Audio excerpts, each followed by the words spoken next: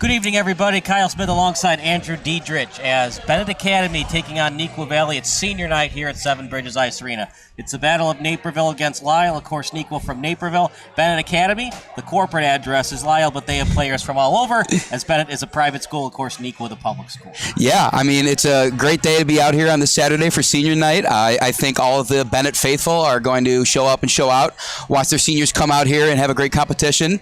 And just looking forward to seeing all the pregame festivities and stuff, see the seniors take the ice. Neuqua Valley, they have not won as many games as Benet. Why is that the case?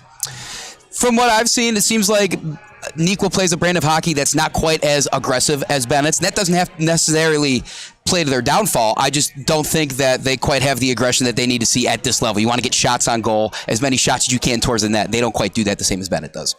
And Benet Academy, only 3 seniors. It was a good year for Benet. They're third place in the CCHL. So with just 3 seniors leaving in 2024, come 2024, 2025, it's going to be a good Benet team next year as well. Absolutely. Yeah, they're third in the CCHL right now, have a great goal differential.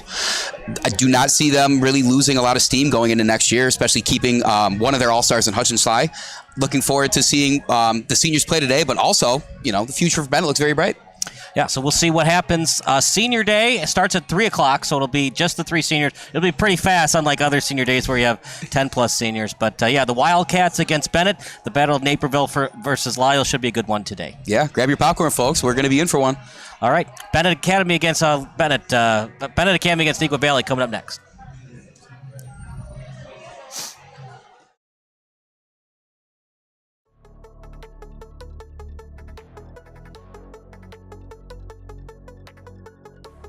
Alex Dentice, sophomore, center, class of 2026. Alex Karras, sophomore, defense, 2026. Ava Christensen, junior, goalie, 2025. Ben Ciesla, junior, goalie, class of 2025. Cade Rosenthal, junior, defenseman, class of 2025. Carson Stone, sophomore, left wing, class of 2026. Danny Quinlan, junior, right wing, class of 2025. Davin Frasco, junior, defenseman, class of 2025. Evan Petratos, junior, center, 2025. Gavin Murphy, junior, left wing, class of 2025. Hudson Hollweck, junior, right wing, 2025. Hudson Schlie, junior, center, 2025. Jack Vought, senior, left wing, class of 2024. Gary DeWilkins, senior, left wing, class of 2024. Jimmy Cannon, junior, defenseman, 2025. Joel Koehn, freshman, goalie, class of 2027. Gianluca Dicosola, junior, center, class of 2025. Luke Alpeter, sophomore, right wing, class of 2026. Michael O'Rourke, junior, defenseman, class of 2025. Nick Calandra, senior, defense, 2024.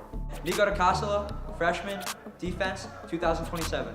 Nikolas Hensel, sophomore, wing, 2026. Tommy Dusek, junior, center, 2025. Tommy Rogowski, freshman, defense, class of 2027. Vinny Porro, junior, left wing, class of 2025. Coach Andrew Schlie, 15th season, graduated St. Rita High School, 1990. Drew Tierney, 16th year coaching for Benet, 2003 grad. Ross McKay, goalie coach with the Benet Redwings for over 10 years.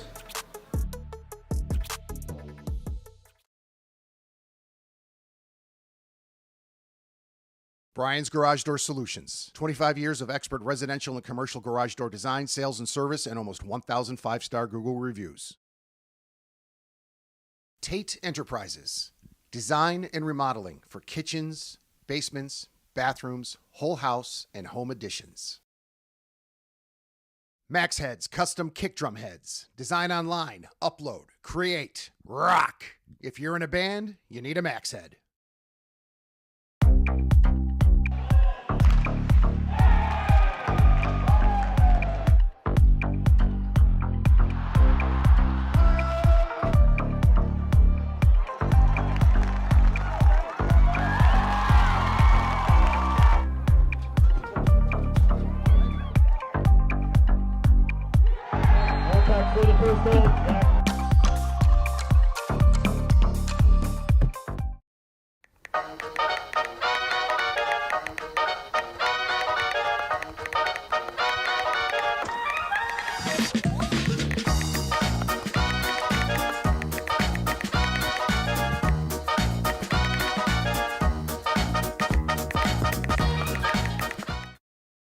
Hi, my name is Brian Koehn. I am the president of Soccer 2000. We are a soccer specialty store located in Downers Grove. We specialize in servicing club uniforms and a personalized retail experience. Soccer 2000 has an exclusive team center that includes a wide variety of uniform kits to help your club choose the next kits that will make you guys look great on the field.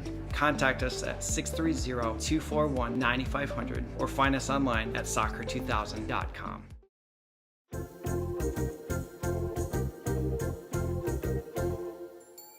Did you know that you can advertise your business on our live streams? You sure can. Contact us about the numerous advertising opportunities we offer to local businesses during our sports live streams. Build brand awareness, engage customers, and support your local sports teams. Contact us for more information.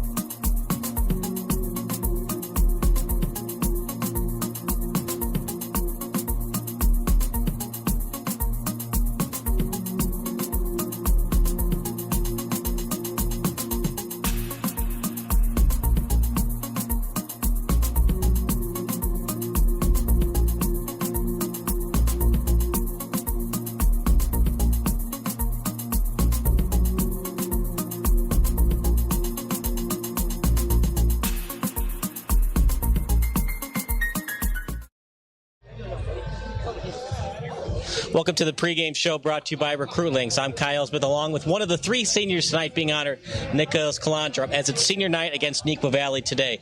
Big game. It's the battle of Naperville versus Lisle. Yep. It's also your senior night. What does senior night mean to you? It's kind of crazy that it's already here. It's nice that me and my two buddies get to get honored. There's not many of us, but we definitely build a strong bond as we've been at Benet. It's nice to honor the team too.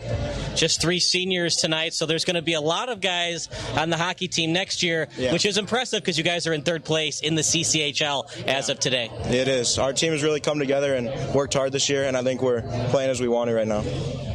What's it going to mean to you not playing at Benet next year? You're going to be playing college hockey next season. Definitely going to be a little weird adjustment period, but I'm happy to keep going on my life. Jack Vought, Jeremy DeWilkins, and yourself being honored today. Senior day, what's it going to be like not having Jeremy and Jack in the locker room, along with your underclassmen teammates as well? It'll definitely be tough, especially Jack. He's really been a brother to me these past few years, so it'll be weird not having them in the locker room with me. For people that aren't familiar with the Neuqua Valley, the public school versus Benet Academy private school rivalry, talk to us a little bit about it. It's definitely a big rivalry. Team we want to beat every year. Definitely a big one. And we got a couple of seniors as well. We've got Jeremy DeWilkins and Jack Vought. Why don't you guys join in, as it's your day as well? Jeremy, it's senior day. What does it mean to you? It's a big day. We've played for 4 years for this day, but it's still a hockey game. We still got to win today. Play good, play hard. What's it going to take for a win today? Obviously, you want to shut down Raymundo and Bear today. We just got to play together, communicate, play hard, and I think we'll be good. Jack, it's senior day. What does it mean to you? It means a lot to me, just out here representing my family and just out here celebrating what I've accomplished over the last 13 years. What's your best hockey memory, besides today, of course, being honored on your senior day? I said my best hockey memory was scoring against Providence this year here at Seven Bridges. What does it mean, senior day here at Seven Bridges Ice Arena? Of all the ice arenas, what does playing at the Seven Bridges mean to you? It means a lot to me because I started my hockey career back here all the way back in 2010, playing house league hockey, and it just means a lot. I get to end my career where I started it. How important is it to not just win on senior day, but beat one of your rivals in Neuqua Valley? It's really important to me. I'd like to get a win, especially on senior day. It's one of the biggest games of the year for me and for the team. All right, well, that's Jack Vought, Jeremy DeWilkins. Is Grzbek going to join? I guess he will. Real quick. Real quick, John, this senior day, what it means to you. Just 3 seniors, but still it's 3 seniors that are no longer be playing in a couple of months. As I tell everyone, this goes by so fast, and if you asked any one of these guys, all of a sudden they're freshmen and now they're seniors. And but they've been big contributors to the program, having gone through COVID years and all the good memories with them. And we always keep in touch with the players afterwards, and I'd love to keep in touch with these guys as well. John, good luck, and hopefully it's a victory for you guys today. Yeah, thank you. That does it for the pregame show. Play-by-play broadcast coming up next here on Recruitlings. Thanks, guys. We're staying right here, folks. We're going to start the celebration is going to start here any moment, so we're going to stay live here. Oh, there's Kyle. This is Eric with the microphone. Gentlemen, congratulations on making it through 4 years at Benet and playing hockey. Coach, of course, big thanks to you as well. I think and here's the rest of the team. Look at that. Come on through, everybody.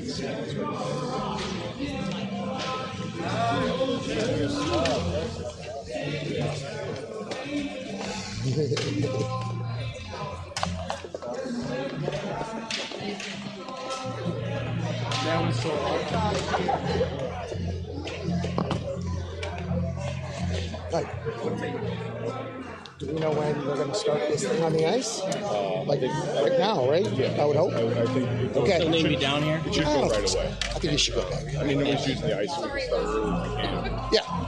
I just don't know if you talk to the folks. Not really. Well, probably. The boys are going to skate out with her.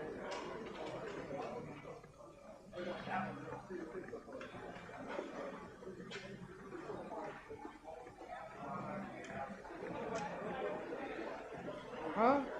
You know why we have the net here? They just haven't put it up yet. Are you talking about the far net? No, this one. What's wrong with it? Oh, no. I don't know. I think they usually stand over here, don't they? Yeah, somewhere. I'll just go where they're set up.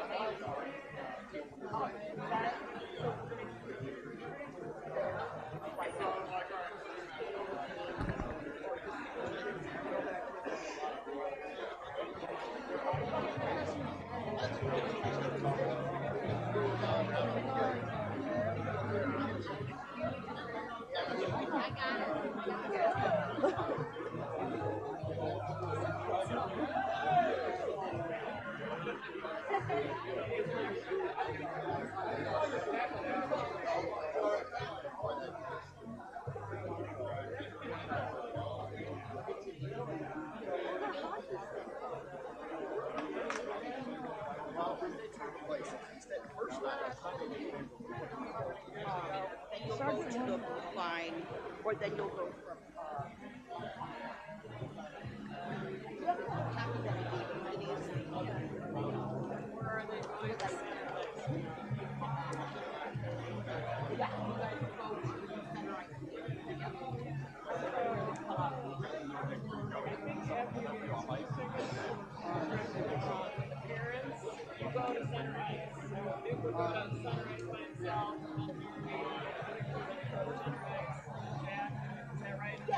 Yeah. Oh, you have to go get your stick though for after the picture. Go back and get your stick, and then you guys get the sunrise stick. Yeah. Yeah. Because you guys will. I don't think you walk out to the sunrise. You just walk as far as the right. Yeah, we just go. Yeah. Then you guys, after you go to the red carpet, you give your mom their rose. Then grab your stick and go to center ice. And then the three of you, once you're lined up, you guys will do. I'll say in turn or just like say thank you, and then you guys put your stick cap, and then you're gonna go back to the bench, and you guys are gonna have warm-ups. And then after the warm-ups, that's when you gotta move. Then as soon as they're done with warm-ups, you gotta run the red carpet. Yeah. Right by the board. Right outside the board.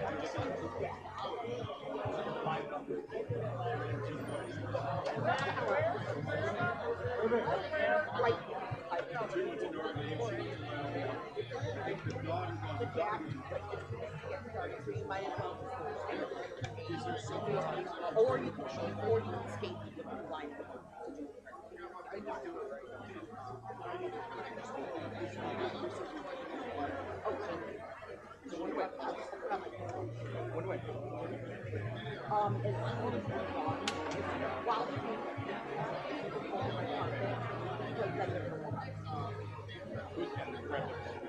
I'm sorry. Grandma. Yes. We're just putting along that. I think we. Yeah. No. They have to. Just go to the bench then now. Yeah. Just have your stick. Can I just hang out here though? Sure, if you want to.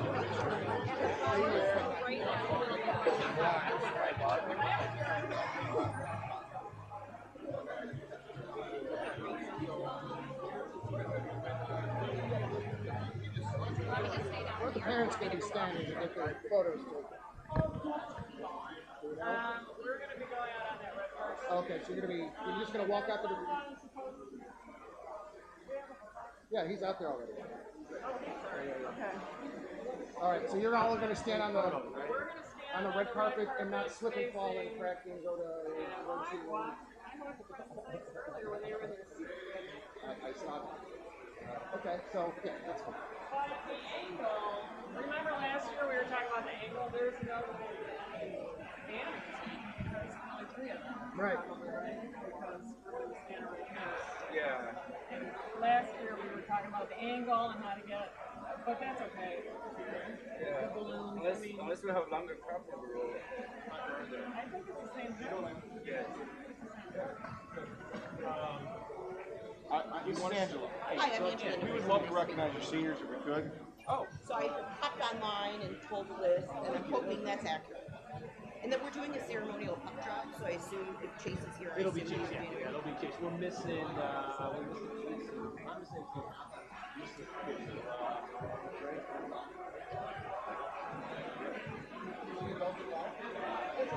That's it? Good. Awesome. You have, that's it. And, Okay, awesome. Grady Sulkin is not here.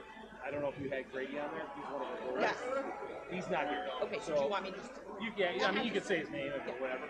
When do you want us out there? If you guys want to come out to your bench now, Okay. And we take the blue line here, and just Give me 2 minutes and let them know what's going on, and then. Okay, Yeah. and All right. so just so you know, so this is kind of how it's going to go. We always open with prayer. So we'll do a prayer, and then congratulations. We'll keep them on the bench, and then we'll have them step out. And then go to the anthem. Yeah, then we'll do the presentation of our seniors. You're not running this thing? I did it for about 12 years. Right, I know, yeah. I'm enjoying Okay. that. So then we'll do, and then as soon as we...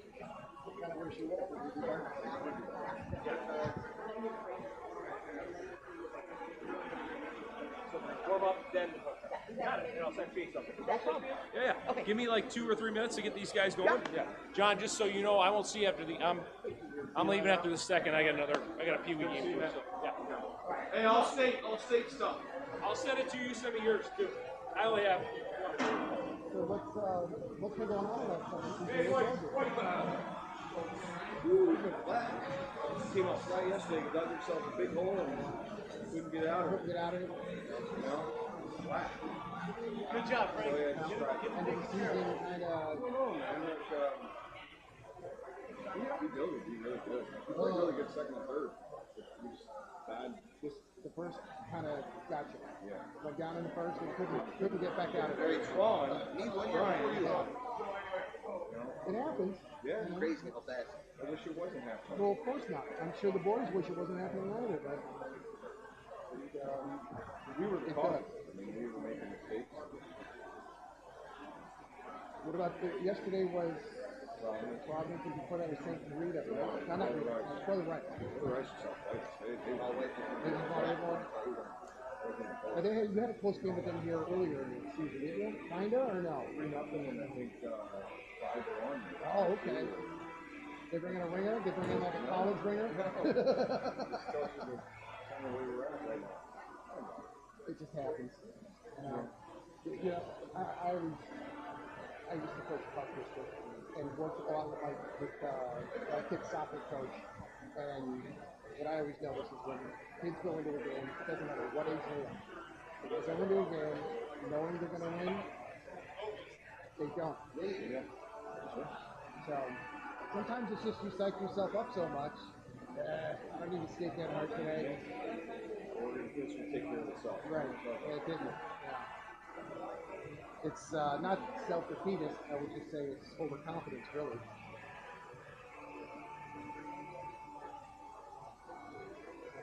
But the kids, don't worry. It's high school hockey. We call it January mode, and we're not in it. And when does postseason begin? February 1st. I know you guys have, or the school has turnabout on the 3rd. Is that what I saw?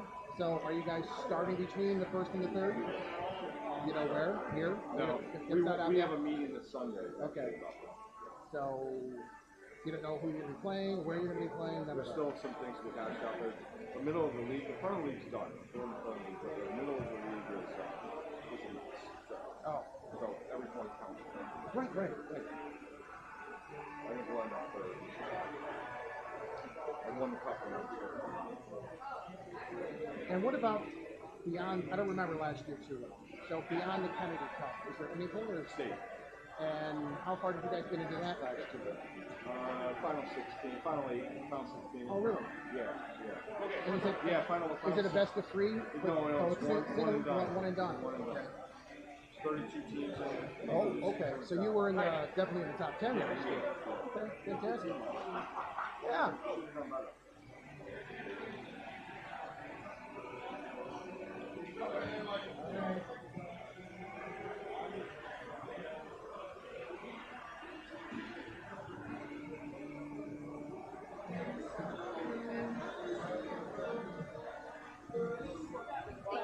The one time I'm happy that we are the head of the alphabet.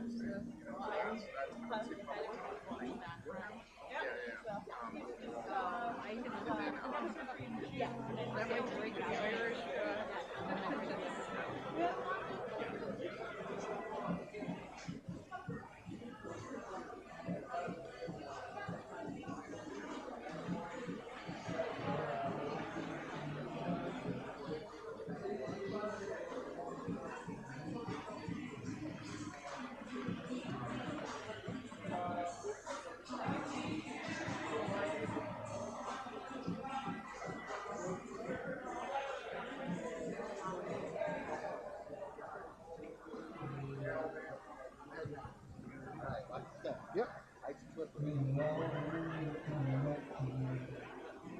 Water's wet. Thank you.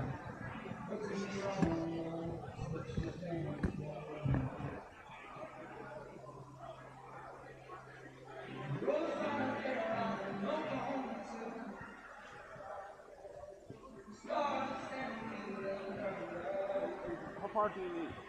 I just need to make sure that we're not in one another's way. That's it.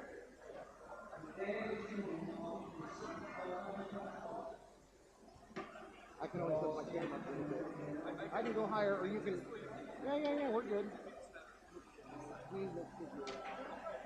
I'm not worried about it.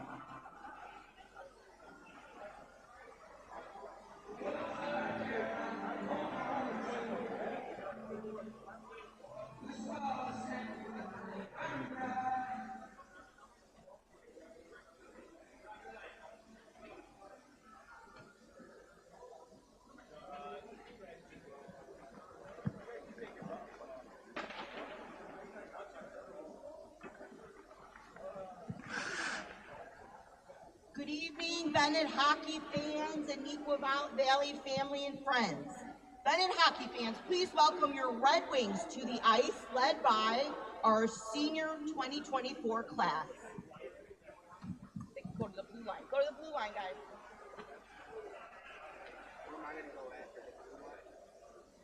Yeah. Thank you, everyone.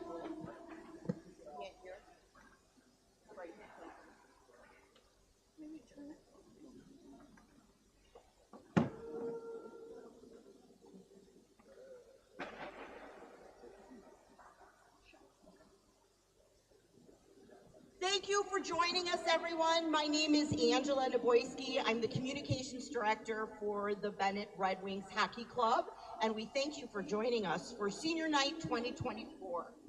As we often do at Benet events, we would like to start this evening with prayer, and our prayer tonight will be given by one of our seniors, Jack Vought.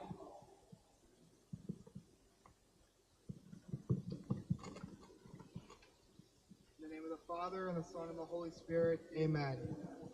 Strong and faithful God, as we come together for this contest, we ask you to bless these athletes, keep them safe from injury and harm, instill in them respect for each other, and reward them for their perseverance.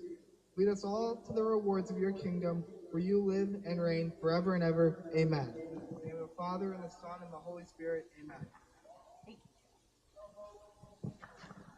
Thank you, Jack. Before we introduce our own seniors, we would like to recognize the Neuqua Valley class of 2024 seniors. And as I call your name, feel free to step out on the ice in front of the class. We'll start with the varsity team captain, number 5, Cade Rosenthal.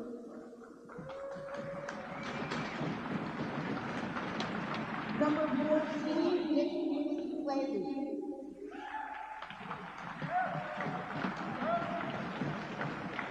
Varsity alternate captain, Alpeter.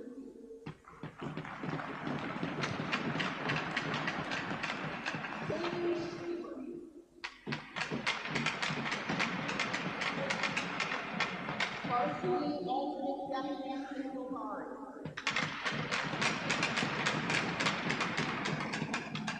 Both ladies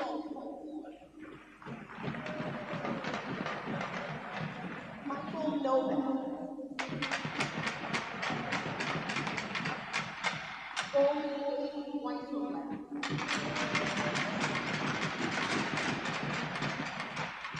And Jon Grzbek.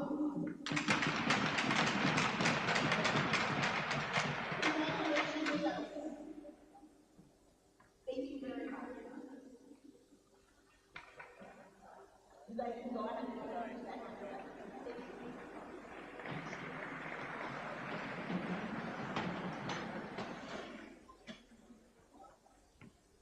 now we would like to introduce our class of 2024. Tonight we are honoring our first senior that we're honoring is number 3, Nick Calandra.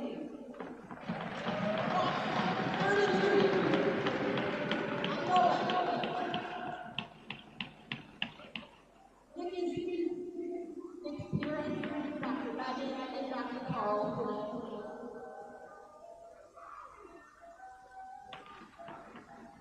Nick is the varsity defenseman, and for the 2022-23 year was captain of the JV squad. At Benet Academy, Nick has been on the honor roll and National Honor Society, and he traveled to Guatemala as part of a unique service trip this past summer. Outside of Benet, Nick also dedicates time to the Hinsdale Hospital's Junior Board. Nick is planning to study political science at Michigan State University in the fall, where he earned a presidential scholarship. Congratulations, Nick.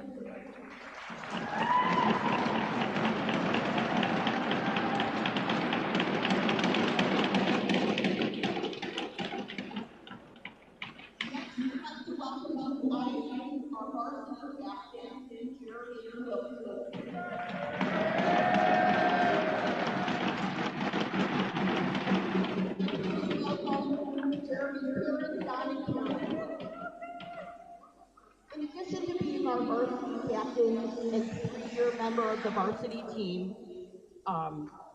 Jeremy has been a member of the National Honor Society since sophomore year at Benet.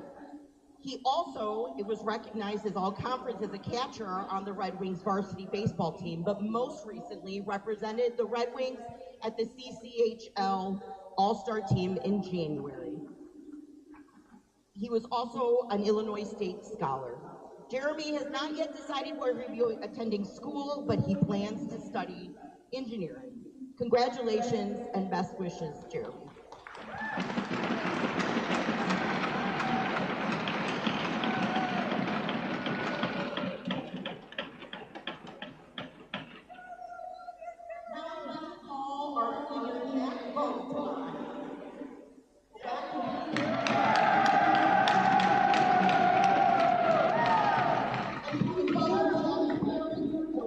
Jack Vought.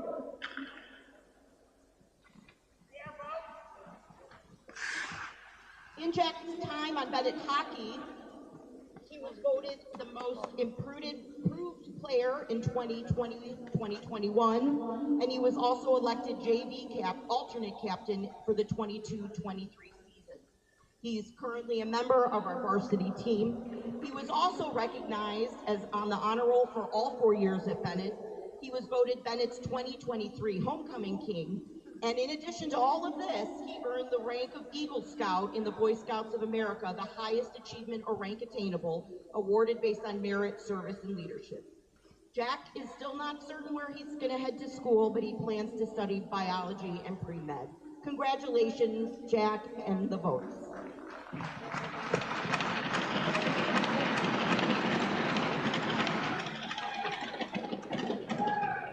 Congratulations to all.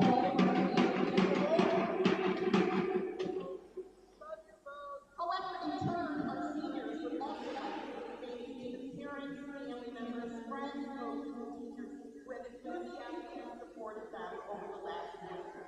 They are true Benet Hockey.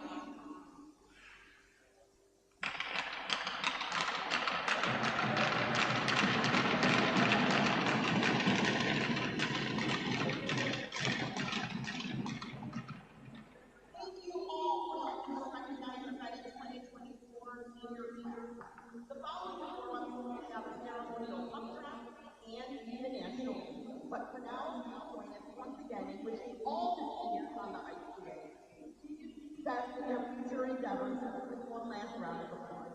Thank you.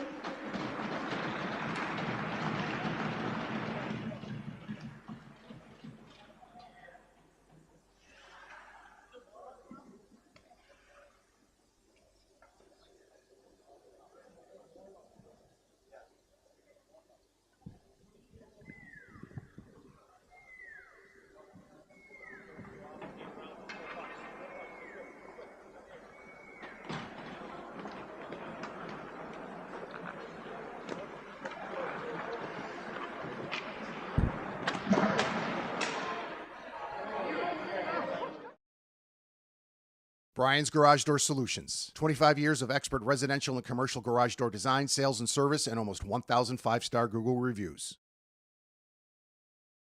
Tate Enterprises. Design and remodeling for kitchens, basements, bathrooms, whole house, and home additions.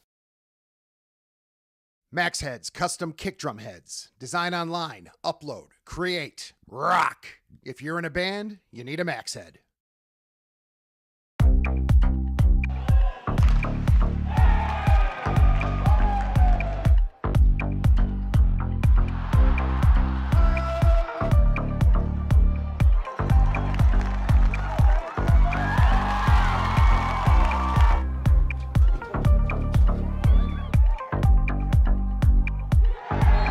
For the first goal,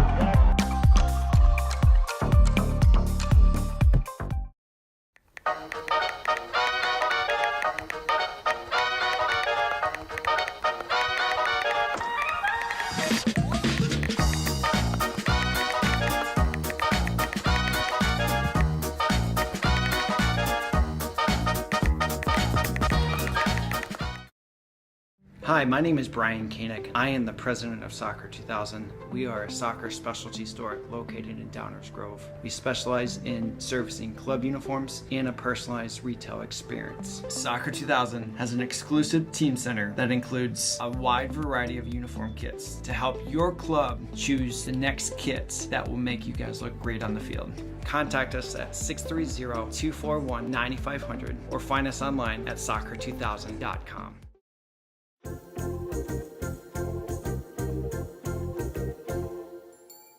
Did you know that you can advertise your business on our live streams?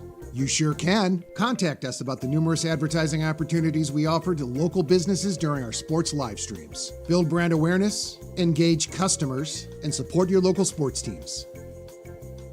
Contact us for more information.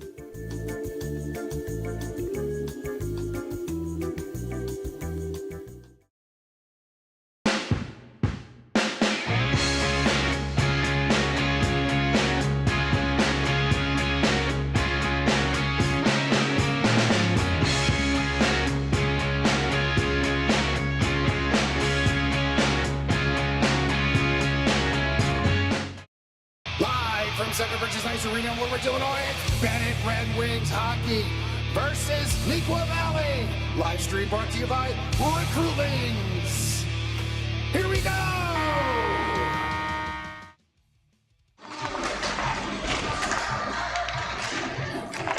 Good afternoon, everybody. Kyle Smith alongside Andrew Diedrich as it's the battle of public school against private school. Neuqua Valley, the public school, taking on the private school in Benet. Partner, Benet still in third place in the Chicago Catholic League, but they have really struggled as of late. They've lost 3 in a row, including a crushing blow a couple of days ago, 4-1 to Brother Rice. They lost 5-4 to their rival in Providence Catholic. As it should be a good one today. Who do you think's going to win? I will say it's a bit more energy at Seven Bridges Ice Arena than I usually see. Bennett's coming off of a couple losses, plus on top of it being senior night, you can practically feel the energy coming out of these fans and the Benet faithful here. I think Benet comes out with a little bit of, they want to apply some pressure. Yeah. I'll take Benet in a close match. I think Neuqua Valley is going to match them, but give me Benet Academy. We'll take them 5-3. I'll take Benet as well. It's a Neuqua Valley team. They did well in tiering, but they haven't done well in seeding. They're 10-5 in tiering, but once the seeding came into place, they fell down to the silver division, which is surprising because they were 10-5 in tiering. They had a weak strength of schedule, which is why they won a lot of those games. They're in silver for the Illinois West, and it's been a little bit of a struggle, partner. They're a 500 team, 4-4, and an overtime win with one of those 4 wins. Yeah, absolutely. Gonna need to see some of Neuqua Valley's finest come out and help them a little bit more. Maybe Vince Ramondi gets a little back into the action a little bit. He was a fantastic goal scorer and assister for them in the tiering stage. So definitely look for Neuqua Valley to also come out and apply some pressure, get physical, and get shots on goal early. Raimondi and Rosenberg, those are the 2 players to watch out for Neuqua Valley. As you can see the GoPro on your screen.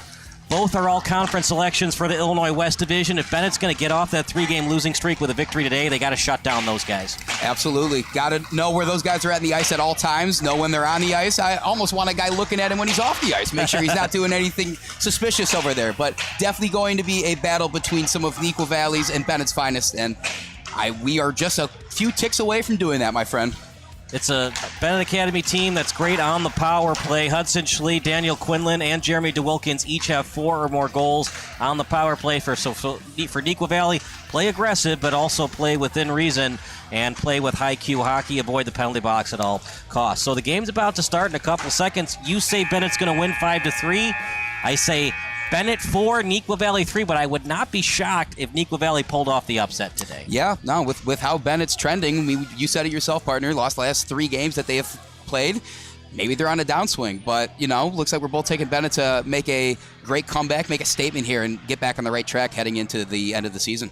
So we're seeing Wiseau Glad, some skating around the goalie crease. It looks like he's going to get the start. We're going to give you stats for him in a second, and we should also have live stats as well today. That's sponsored by the Sports Broadcast Solutions interns. Check them out at sportsbroadcastsolutions.com. So when we get live stats today, we will let you know as they pop up on our screen. But yeah, for Neuqua Valley, in terms of their goaltending today, Yeah. Like you said, I believe Aiden Weiselglad is going to be taking the net for Neuqua Valley goaltending, yes. Yeah, number 35. Looks like he's been in about 9 games in league play this year. Has about a 91 save percentage, so only allowed about 2.5 goals per game.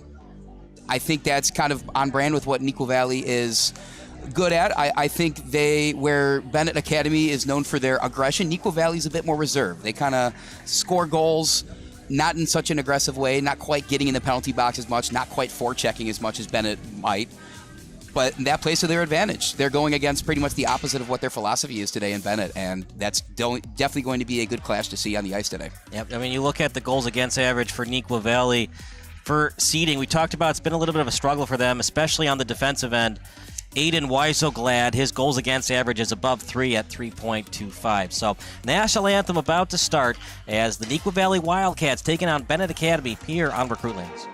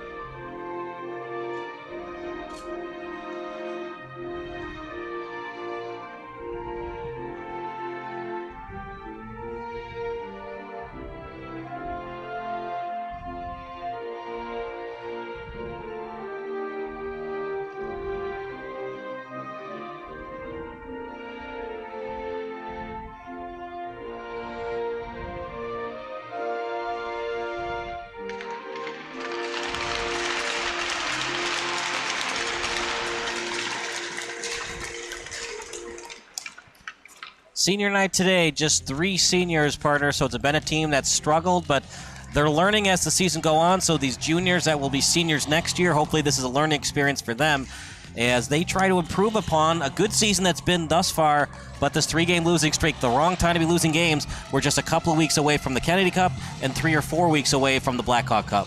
Yeah, and a school such as Benet that has won the Kennedy Cup multiple times is almost unacceptable, you might say, for a team of this caliber, but we've seen so much of the great hockey that they've played here, especially here on their home ice at Seven Bridges.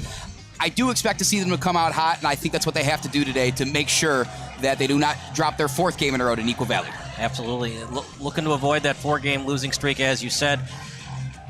Hudson Schlie, you could make the argument he's been the best overall skater in the entire Chicago Catholic League. 19 goals, 14 assists. The problem with that is on Benet, they have each player with less than 10 goals each. Not a lot of people are contributing besides how Hudson Schlie is contributing. So when Benet wins a game 6-2, that's great and everything, but it might be a Hudson Schlie hat trick why they scored those 6 goals. You'd like to see Benet get more contributions from other teammates. Yeah, you said it best. You got 5 skaters on the ice. You want to make sure each of them have a great contribution out there on offense, defense, and everything in between. And that's how they're going to beat Neuqua Valley today as we get ready for puck drop at center ice. All right, here we go. Puck drop between the Wildcats and Benet. The starting lineups brought to you by SBS. Alex Bear at right wing today. Watch out for him. One of the best players for seeding, according to goals scored. At neutral ice, Bear on it. And then back over to the blue line, trying to get it was Gears. Back over to neutral ice. This was played briefly by Rosenberg. And into the zone. And covered up by the starting netminder today for the Benet Academy Red Wings. It's going to be Christensen. Shots on goal is the name of the game. Neuqua Valley is coming out and trying to do that. Maybe not the best shot on goal, but at least they're going to have a face-off in their offensive zone. See what they can do with it. Ray Mundy will take the face-off. And opposed by DeWilkins, and we'll reset play here as each player wasn't ready for it. So cool to have these GoPro camera angles, partner. See the different aspects of the face-off happening. Yeah, you don't always get that when you're sitting in a hockey arena such as this. Oh, here we go. Here we go, 1-on-2 now for Benet. Trying to toe drag his way around the defense. Slapped up off the boards and stolen away by the Red Wings in the slot. Trying to get it out is Neuqua Valley. And on the pinch that time, able to keep it in. Nice move by DeWilkins out in the slot. Backhanded pass, and it slides past the goalie and Weiselglad. A little backhander out behind the net. as it's tapped over to the hash mark. Bear has it briefly. As Bear sends it up, he was trying to find Raymundi. Now to the blue line. It's played right now by Romita. Romita lost it out behind Christensen to the corner and trying to tap it over to the hash mark. Schlie after it, as it's a battle between Schlie and the defenseman. Schlie trying to get it out. He does. Over neutral ice. Slip and falling, and here's a chance for Benet. 2-on-1 shot, a save by Weiselglad, covering it up harder, and Neuqua Valley lost an edge on that play, getting back on the back check. Oh, boy. Some of those defensemen need to go over and shake Aiden Weiselglad's hand. I mean, just an absolutely pitiful way to try and get back on defense there. Unopposed to the goal. Aiden Weiselglad with a great stop there. But yeah, really want to see more out of Neuqua Valley, at least trying to make the effort to get back there in front of the net. Yeah, obviously. And when you lose an edge, you lose an edge. But still, bad break for Neuqua Valley. As that shot's off the mask, that one's going to hurt. But luckily you wear the mask, otherwise he might have a concussion. Right in the kisser, as they say, I believe. Up to the hash mark. It's between Rosenthal and 22 and Barry, and then back over to the CCM sign at neutral ice. Played right now by the Wildcats as Gears tries to send it up and does. It was past the stick of Quinlan, now inside Bennett's zone. Near the face-off circle, trying to get it on net as it goes clear of Christensen off the stick of Gears. There are 2 Gears on this team, 16 and 17. Tyler Gears 16, Ryan Gears 17. At the corner. This would be a big win for Neuqua Valley, partner, a team that's not played their best hockey in seeding of Illinois West. Yeah, absolutely the time to go on a streak right now. Kind of do the opposite of what we've seen from Benet. I think both teams trying to head into that postseason with a bit more edge. I mean, even when Benet has won, they haven't played their best hockey either. They barely beat OPRF. And one of the reasons they won that OPRF game, look at that hit into the boards. Good job avoiding the boarding call as here comes Benet. But yeah, they played an OPRF team that was 9-24 coming to that game, Andrew. And one of the reasons they won that game is the OPRF defender sent the puck right in front of the net, and it was stolen away by Dusek, and Benet scored for the 1-goal win. But they shouldn't expect that kind of lucky stuff to happen today. Yeah, I mean, they don't ask how, they ask how many. That's true in every sport, but especially hockey here, as we see Benet continue to put the pressure on the Neuqua Valley net. They're trying to get shots on goal early to at least establish that they're going to continue being aggressive to try and pull this one out. Face off. It's going to be taken by 86 and a crazy last name. Not on the roster. We'll try to get that settled for you folks. It's like an Anthropolopus. I believe I have it here. We have John Haralambopoulos. Okay. Yeah, it wasn't on the website for the varsity roster. Yeah, they might have ran out of room trying to print it, maybe. I think that's the issue. I guess so. Great last name. That's a true hockey name, partner. Over to the blue line. And is trying to send it up is Neuqua Valley. Right on target at neutral ice, and Benet will steal. Inside Neuqua Valley's territory. And then sending it up to Novak. Centering pass from Mallet stick over to the blue line. At the blue line, off the stick, trying to backhand it in. Novak takes it. Novak, his forehand pass. Getting in the way of that passing lane is Vought. Over to the hash mark, backhanded pass over to Novak. Novak at the corner, trying to tap it in front. Wide open man in front. Just couldn't get that on net from Murphy. Up in the air, trying to play with the glove. Vought after it, and sliding puck. It'll be played right now by 88. Bennett's getting the shots they want. I mean, you couldn't ask for a better feed into somebody that's right next to the goal. Got to keep those opportunities up. I'm sure the goals will come. But right now, Neuqua Valley's defense needs to pick it up a little bit. I mean, how many shots can they block before a couple of these end up finding their way into the net? As it's played right now by Rosenberg. Over to the boards and slapping it into the zone. Near Christensen. Trying to get a stick on it was Bayer, and back over to the corner. And stick handling with it. Briefly stolen by the Wildcats.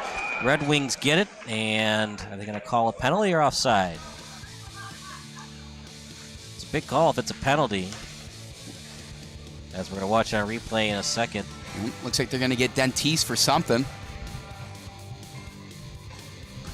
And he's going in the timeout box. Yep, it's definitely interference, as you can see on camera. And there you go. Yeah, just a very ill-advised penalty. There was no point for it. as Rosenberg was going to get beat on the play anyways. Meanwhile, power play hockey for the Wildcats.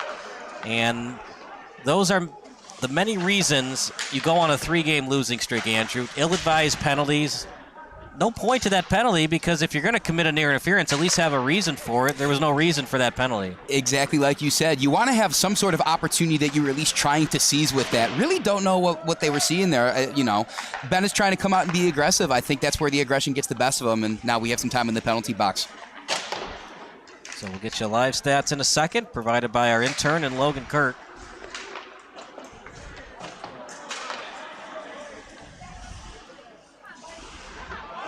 Power play, not necessarily the worst thing in the world for Benet. They are first in the CCHL in shorthanded goals.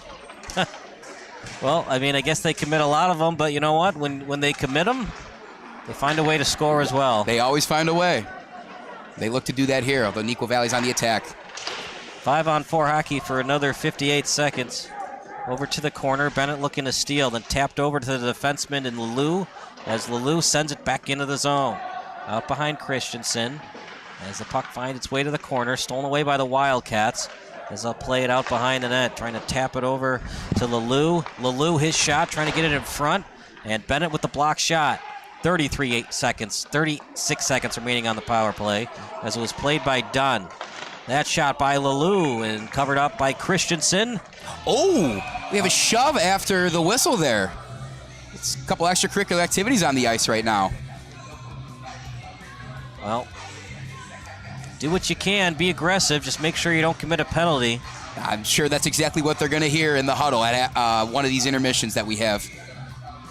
You see Benet really doing a good job on defense, getting bodies in front of the goal. Not necessarily making a big defensive stop, although they're going to need one here, seeing that they are playing 5-on-3. Oh, boy. We get Cade Rosenthal in the box for 2 minutes. See, that was interesting, because when I saw it on replay, it looked like Neuqua Valley instigated it. We watch it one more time. So Leleu with the shot. Christensen covered up, and you see the push. There was an initial push by Gears, but you know what they say in sports? It's not the first instance, it's the second occurrence. And that's what the ref saw. And now 5-on-3 hockey and a killer for Benet.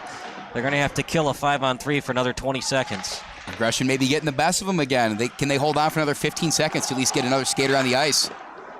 Yeah, I mean, you'd love to kill both penalties, but I mean, it would really hurt your psyche to give one up on the 5-on-3. So back to 5-on-4 hockey for 1:30. As Benet taps it into the zone. Dicosola with a nice steal. He's tired. He'll get off the ice. And Leleu will play it. Leleu sending it straight up, trying to poke check it. And couldn't. That time by Gannon. Sorry, that's Stone. And then back over into the Neuqua Valley zone. Leleu now over out behind the net, sending it up to his defenseman, right on target. That shot just wide of Christensen. Karam straight back into her backside, and she's able to get a stick on it to make sure it wasn't a goal. Another try at the point. One-timer chance from Leleu, saved off the pad by Christensen. Benet with it now, as Benet will clear. Trying to beat the defenseman to the play, tapped over, and at the last second able to get a glove on it. Was Wiseau glad, and we stopped play with 47 seconds remaining on the power play. Good to see Neuqua Valley also try to match Benet's aggression with some aggression of their own. Definitely getting some shots there, going hard on these rebounds that are coming off on some of these slap shots. They still have 47 seconds left with the power play. Maybe they get the puck here and get running down the other side of the ice. We'll see what they can do with it. So we talked about how Benet lost 5-4 to Providence, but perhaps there was some silver lining there. They did trail 4-0 in that game after the first period, and they came back to score 4 of the 5 final goals of the game. They've still lost 3 in a row. They got dominated by St. Ignatius and Brother Rice for those first 2 losses. But maybe something has changed for Benet as they played decent hockey the last 2 periods against the Providence Catholic Celtics. Yeah, it doesn't always have to be the entire game is how you played. You got to judge it by the periods. And we have a goal for Benet. Benet Academy strikes first. How about that, Party? You talked about shorthanded goals. They lead the CCHL, and they do it once again. Beautiful job. Thomas Dusek causing some trouble for Neuqua Valley. Benet gets the puck back and capitalizes on the shorthanded opportunity. Benet, name of the game is aggression, and we saw it there, Kyle. Man, Thomas Dusek, he just loves to just be that nuisance in front of the net. He gets the steal and scores. He did it against OPRF earlier in the season, and today does it once again. A steal out in front and then scores. One of those guys you love to have on your team, but would not like him if he was on the opposing team. Wow, look at that. Push by Gears and a little trash talk to the senior in Vought. As that centering pass, Christensen from post to post, able to make the save. And we are back to 5-on-5 hockey. Benet kills both penalties, Andrew, and they also score the first goal of the game. Short-handed, I should say. Looks like a great start for Benet coming off of that losing streak that they've had so far. Like you said, they played 2 great periods of hockey in their last matchup, and this one looks to start the same way. Benet with it now, trying to get the pass out in front. And Wieselglad decides to freeze. I'm not so sure about that one, partner. It looked like he had a teammate to the left. He could have passed it over and avoided the face-off. Yeah, definitely want to avoid face-offs in your own zone as much as possible. That didn't seem like a very high-risk dump-off that he could have given to one of his teammates. We'll see if that plays adversely for Neuqua Valley. It's off the net as the official made a late call, but he did eventually call it. They were trying to give us a souvenir for a second there.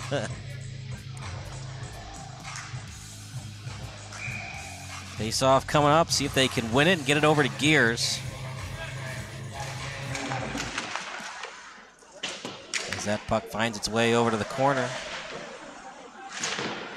Mallet is there. Mallet trying to get it out in front and then backhanded over to the corner. As was last touch by Petrados. Here comes Mallet.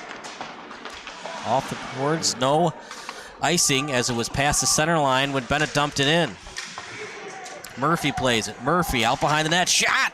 Tough angle. Easy save for Wieselglad as he'll cover it up. 1-0 lead with 8:14 to go in the period. Yeah, you saw Murphy looking for some of his teammates there. Definitely had an opportunity to potentially dump it off to somebody in front of the goal.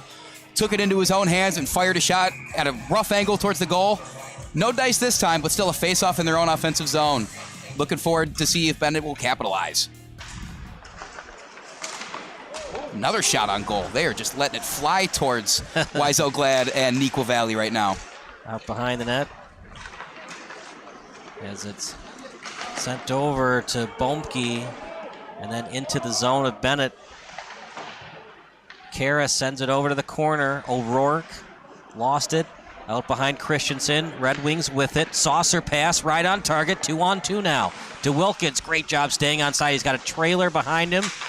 Neuqua Valley trying to steal, intercepted by the Wildcats, still deep in their own territory, near Wieselglad. Sends the puck up on the pinch, and now a 2-on-1, but they did lose it, so Karras will backward skate into his own zone. On the stick of Schlie, trying to saucer pass it out in front to DeWilkins. Stolen away by the Wildcats. Up in the air as Christensen will play it. Tapped off her stick. It was off the side of the net, and then over to the Red Wings. Couldn't get that pass off, then finally does, as he was trying to feed to Hollweck. DeWilkins gets it, the trailing player on the play. Poke checking away is the Wildcats. They have numbers. Wildcats, and they'll do a line change instead, and offside goes Neuqua Valley. Rosenberg can't believe it, but Andrew looked like it was the right call. Definitely was the right call. Unfortunate for Neuqua Valley. Definitely an opportunity that they missed at the net there. Neither team really completing a lot of passes, getting a good look at the goal this last couple minutes of hockey, though. We'll see if this offsides penalty maybe provokes something in either team. Offside, and Raimondi was going to take it. Instead, it's his teammate that takes it, as Romita lost the faceoff. Back-handed pass. Here comes the Red Wings. Hollweck on it. Hollweck as he tried to toe drag past the D. Played by Del Monico as Del Monico skates with it. Sends the puck up. Getting in the way of that passing lane is Benet out in front. Intercepted by the Wildcats. Retrieved by Benet. Out in front. Obtained by Neuqua Valley. Raimondi plays it in out behind his netminder in Wieselglad as Leleu sends it back to Raimondi. Raimondi back over off the board. Stolen away by Calandra. His shot. Easy save for Wieselglad. Wieselglad hasn't had to see a lot of tough shots in front of the net, but he's seen a lot of shots nonetheless. Yeah, absolutely. Benet still getting the shots on goal, still not taking their foot off the gas. Very aggressive in the forecheck. Still going to see that puck fly towards the net more often than not.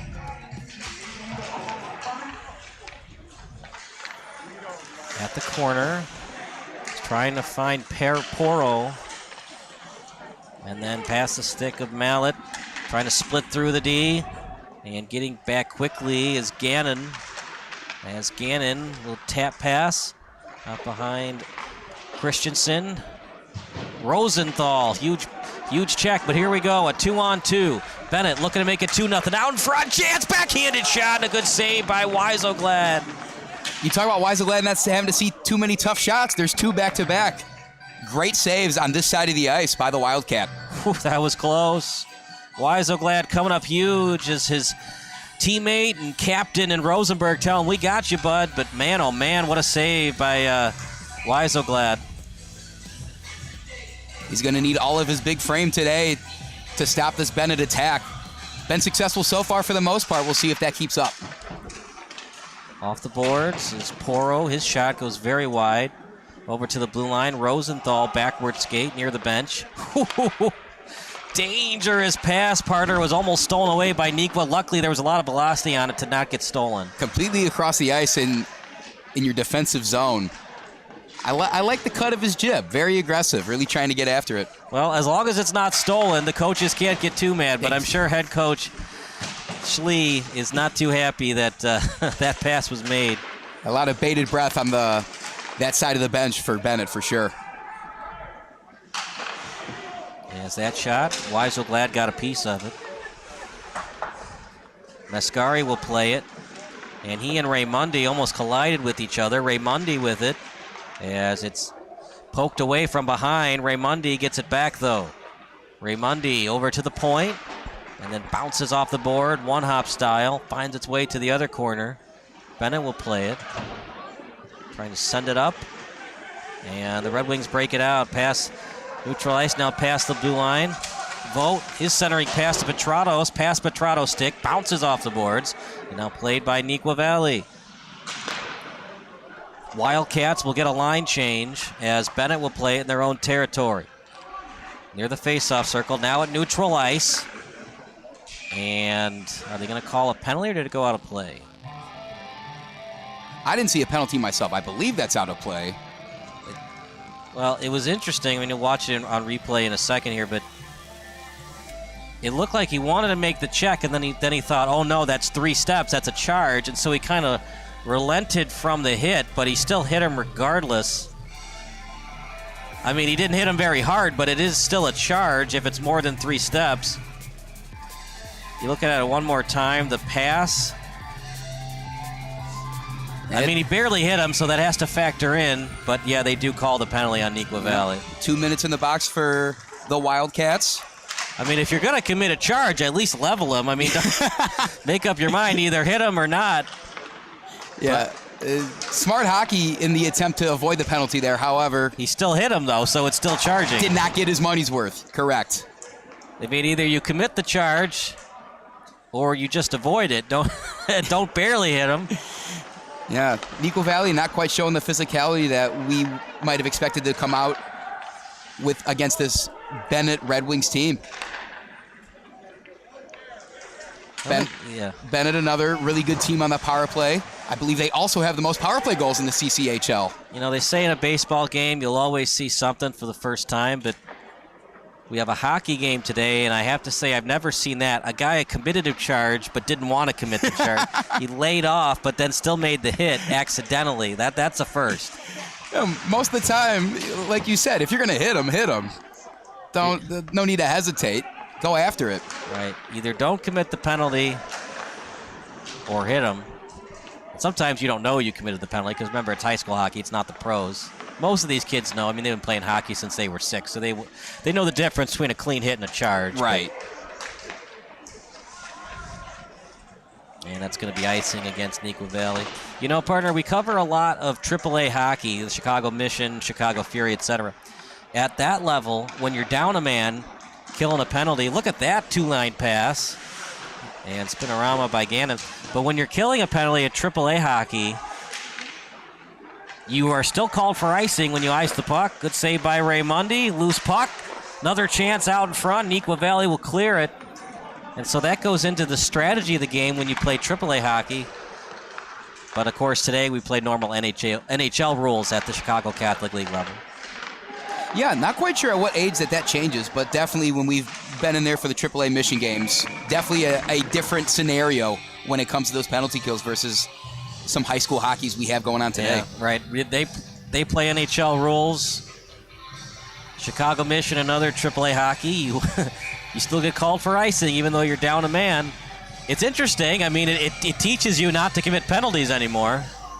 Because not only are you down a man, but you can't easily clear the puck out. Yeah, it's almost like punishing you more for a penalty. Like, you wanted to waste time? Not happening. Play some defense. Raymundi gets it. Nice hit by Leleu. As they do kill the penalty, under 2 minutes to go in the period now. Only goal of the game. It was a shorthanded goal by Benet. Some ill-advised passing by Neuqua Valley, but excellent play by Dusek. And that's where we stand right now. Other than that, it's been the Wieselglad show.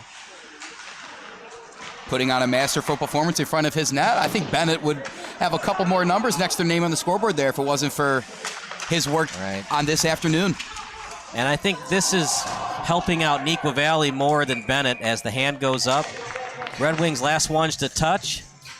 Naboyski was the last one to touch it. As Porro will take a seat in the sin bin. I don't believe I've heard it referred to that before. It's comes from rugby, so whenever you commit an infraction in rugby, it's called the sin bin. It's a little catchier than penalty box. I like that. Yeah. Well, I mean, that's what's called in rugby. They don't have penalty boxes in rugby. It's called the sin bin. And here we go. A 2-on-0 for Benet. Can they make it a 2-0 lead? That shot, oh no! Jack Vought goes completely high in the net. Oh boy, Andrew, he's going to think about that in the morning. Oh, you really wanted to see that for the senior too, Jack Vought. Breakaway opportunity, sends it way high. Hopefully he gets another opportunity for that. But yes, like you said, for the senior, probably one he'd like to have back. I mean, if you're not going to score, at least get a nice low shot where it goes off Wieselglad's pad. And he had a trailer on the play, so either Vought or his trailer would get the goal or at least a rebound try. You can't miss the net, especially on a 2-on-0. And I'm sure that Grzbek, Schlie, and the rest of the coaching staff is furious at Jack Vought right now. Yeah, I think I saw a collective group of them put their hands up in dismay. And you don't have to shoot it because, remember, you got the 2-on-0. You can slow down your skating, fake the shot, then pass it, offload it to your teammate. The execution on getting the puck past the pincher of Neuqua Valley was great, but you got to be able to finish, and that's been the problem for Benet on this 3-game losing streak. No-look backhander. Christensen with a nice save. As Christensen has played some decent hockey in the limited action she's played since Ciesla has been so great this year. Of course, Christensen also plays AAA hockey down in Florida. She hasn't had to do a lot, partner, less than Wieselglad, but the save she's made, and let's give credit to this Benet Academy defense. They've been decent on the back check, and they're forcing Neuqua Valley into tough shots from tough angles. Not really seeing a lot of open net opportunities or a clean shot opportunities for Neuqua Valley, and that is, like you said, thanks to the Benet defense. Right, you're always looking for that 45-degree angle shot in between, in front of the net, to the side. Anything less than 45-degree angle, the advantage goes in favor of the netminder versus the shooter. Unless, of course, you're Sidney Crosby, where you could score from any angle. Benet will try to clear, and that will do it for the period. So a 1-0 lead for Benet. If you're a Benet fan, you're happy, but you're not thrilled. It feels like it should be 2-0 or better right now. You've seen all the shots on goal. You would imagine you'd have a little bit more than one next to your name on the scoreboard there. Alas, Benet still has the lead going into the second period. We'll see if they can keep that momentum up and continue to put shots on goal in the second period. So we'll take a minute break. More hockey action coming up next here on Recruitlings.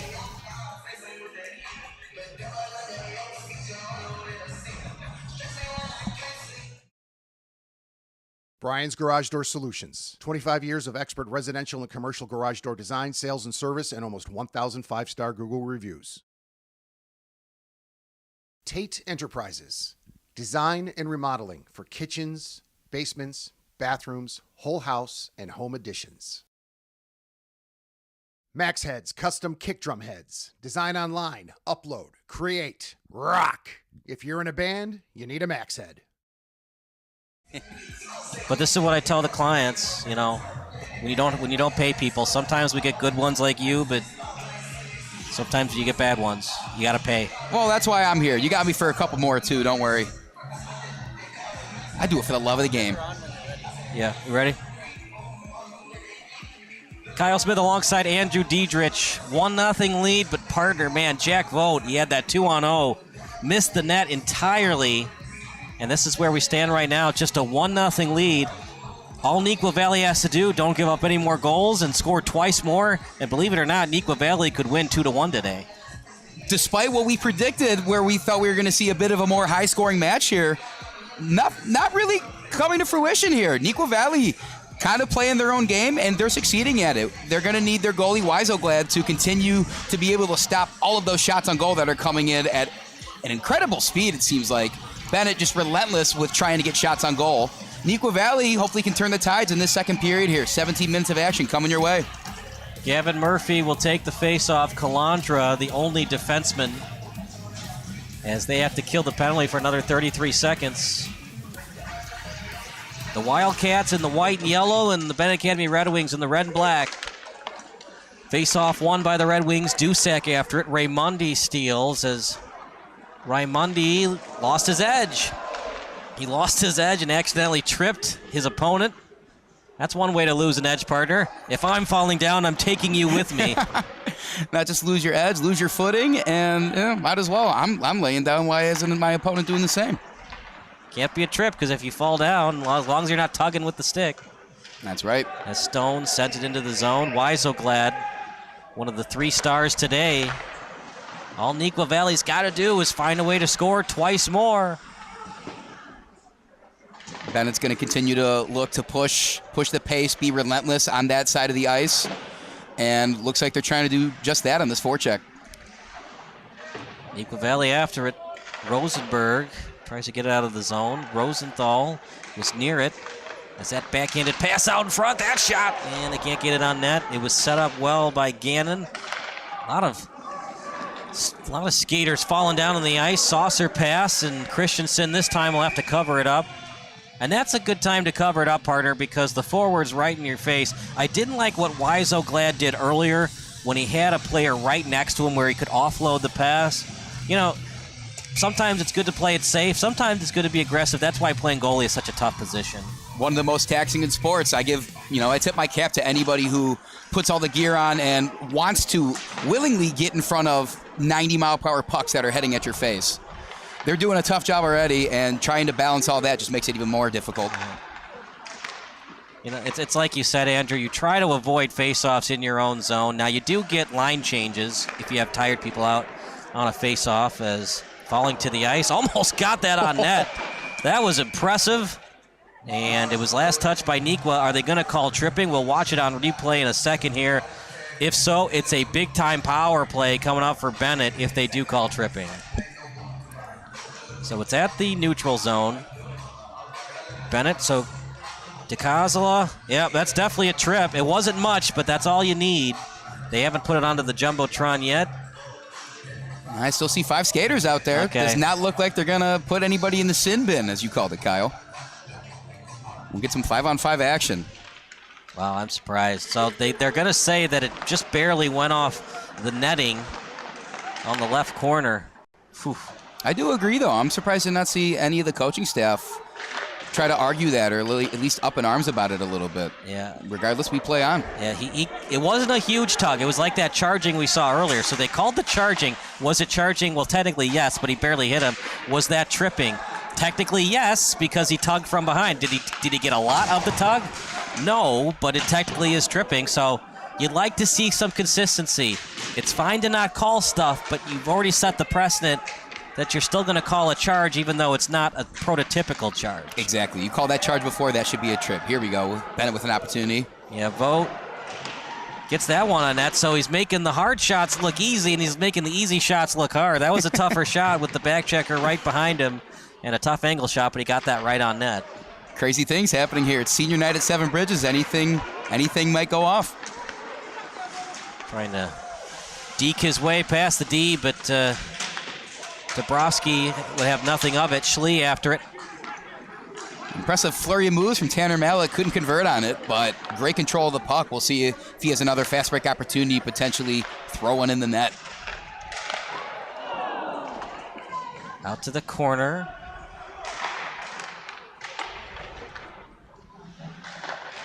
As Bennett still up by a goal. A little backhanded pass. That was a nice one. And might have hit a divot in the ice as his defensive teammate was ready for it, but the defenseman for Bennett couldn't get it. Look at that stop and start move by DeWilkins, set up in front, and somehow it did not get frozen by Weiselglad as that puck went past him. That time covered up by Weiselglad. 1-0 lead. We do 3 stars of the game, partner, and Weiselglad's definitely one of the 3 stars if the game ended right now. Weiselglad is shining right now, absolutely. Without his presence in the goal, not quite sure where the score would be, but it would be a much more lopsided affair. Neuqua Valley should be happy to have Weiselglad in their net. Face-off won by the Wildcats over to the corner. As a couple of Bennett players, including Gannon, was after it. No high stick. We play on. Rosenthal back over to his defensive teammate. Now past the blue line. Bennett with it. Wildcats can't break it out. And back over to the neutral zone. At the blue line. Nice move by Rosenthal. Right on target, but it was past the stick of Quinlan. He wasn't ready for that pass. Out in front, chance. Hollweck just can't get to it. Out behind Weiselglad. As they're trying to get it to Rosenthal. Rosenthal stays at the point. Attacking is Bennett, as is Dicosola. And then tapped over by the Wildcats to the hash mark. Redwings keep it in off the boards as they'll get a new Bennett player onto the ice. That's Stone. Is trying to find Hollweck. It was off Hollweck's glove. Now to the corner. They had a cherry picker. Almost got it to Barry. But heads up play by Bennett the last second. They saw the cherry picker, got in the way of that passing lane. Yeah, great by the defense there. Most of the second period has resided in Bennett's zone towards the net, and it looks like they want to keep it that way, continuing to sub out guys as the puck remains on that side of the ice. So it's been a Neuqua Valley team. They're not known for net minding this year, partner. Now, when they played in tiering, Grady Solkin stole the show. He had a GAA of 2.02, but in seeding play, it hasn't been nearly as good. We'll give you Weiselglad's numbers in a second. 3.25 GAA in seeding play, but he has not looked like that today. Now, has Bennett played their A game? Not necessarily, as Jack Vought probably should have had, if not a goal on that 2-0, at least a shot on goal and a chance for the rebound try from his teammate. But other than that, Weiselglad has played very well as it's over to the neutral zone. Now, can Neuqua Valley support him and score at least 1 goal for it to go to overtime? If we have OT hockey, it would be 3-on-3 pond hockey style for 5 minutes. And if we still don't have a winner, then we go to a shootout. Everybody's favorite thing in hockey. Debatable. I do like them. Look, are we ever going to have a 1-on-1, 2-on-2 overtime? Probably not, but with that shot, nice save by Christensen. Nice hit by Karras. They got it on net, did the Wildcats, but Romita paid the price for it. Just the enforcer, Karras, coming with a nice hit, and now we see the puck on Bennett's end of the ice. Here comes Neuqua Valley on their own end. Good job playing the puck by the senior in Calandra. He was trying to feed O'Rourke, and then off the boards, Christensen will eventually play it. Oh no, and he scores! Oh my goodness. I don't know what Christensen was thinking, but Raimondi with a humongous goal. And look, mistakes are going to happen in a hockey game, Andrew, but that's the wrong time of the game to make a huge mistake like that. A critical mistake from Christensen. We were talking about before, you want to be aggressive in getting the puck back out to your team and to the other end of the ice, but that's one you just can't take any chances. You got to freeze that puck, go with the face-off, and have some of your teammates down there on that end of the ice. Just a horrible start to the second period for Bennett. Hopefully they can turn it around here. Look, if she goes all out with the glove, Would it bounce off her glove anyways and go on Raimondi's stick? Probably not, but I have seen that before where the goalie goes all out with the glove to freeze it, and they don't cover it up anyways. But in a spot like that with Raimondi really close to her, she just misjudged it, and she didn't know that if you're going to do that, you got to go all out in force to pass that puck to the corner, or you have to freeze it. You can't do a tap pass there because Raimondi is too close for the steal. Yeah, and Vince Raimondi, one of the more prolific scorers for this Neuqua Valley team. You got to keep him away from the puck at all times. If you have a chance to get a glove on a puck, most of the times coaches won't be mad if you go ahead and do that. So for Why So Glad in seeding play, the GAA is not fantastic. We talked about it, 3.25, save percentage of 90.7, but the win-loss has been there. He's 3-1 in seeding play. So he doesn't do fabulous, but he does enough to win games. Today, he's been fabulous, and Neuqua Valley is 1 goal away from potentially winning this hockey game. Yeah, like you said, they could turn around with 2 quick goals here. If they're continuing to stop Bennett's attack on that end of the ice, I don't see why Neuqua Valley couldn't put together another couple goals on their own end as they have a face-off here after the penalty. Wow, it's going from bad to worse from the Red Wings. Look, Christensen made a mistake, there's no doubt about it, but this game should have been 2-0 or 3-0 going into the second period. And now the Red Wings are paying the price for it. It's asking a lot of your goaltender to win games 1-0. Yes, from being up 1-0, which is not ideal as it is, to in the second period, now it's a tie game with a power play as puck right in the crease. Benet able to get it out of there. But yeah, definitely do not want to go from leading by 1 goal to now being tied and now you're shorthanded. Out in front, shot, nice save by Christensen. She makes up for that mistake. Definitely don't want to see Christensen get in her head too much. Definitely still want to see some aggression from the Benet team. Hopefully they can help her out on defense as well. Maybe push the pace here a little bit if they potentially get into a forecheck situation. I mean, partner, it's a 1-1 game. You could make the argument that both goals were scored more to mistakes than good forechecking. So yeah. If both teams shore up their defenses, this could be a 1-1 tie going into overtime, but we still have a lot of hockey to go. Still a lot of hockey to go. You said it best. But I think it speaks more to the defense of both these teams for the most part, whether it's Waisoglad on Neuqua Valley or the entire defensive line for Benet and the rest of the Wildcats. A lot of defense being played in this game. You know, a coach's best friend. This is what the coaches want to see. This is the film they're going to study down the line. So Jack Vought on senior day, he's already missed the net, and he's in the box for another 40 seconds. Making his name known. He's on the stat sheet, that's for sure. Not for the best reasons, though. Still a lot of hockey left. We hope he can turn it around. But then again, there's the old Gordie Howe hat trick. A goal, assist, and a fight, as that's cleared by the Red Wings. Why So Glad will play it.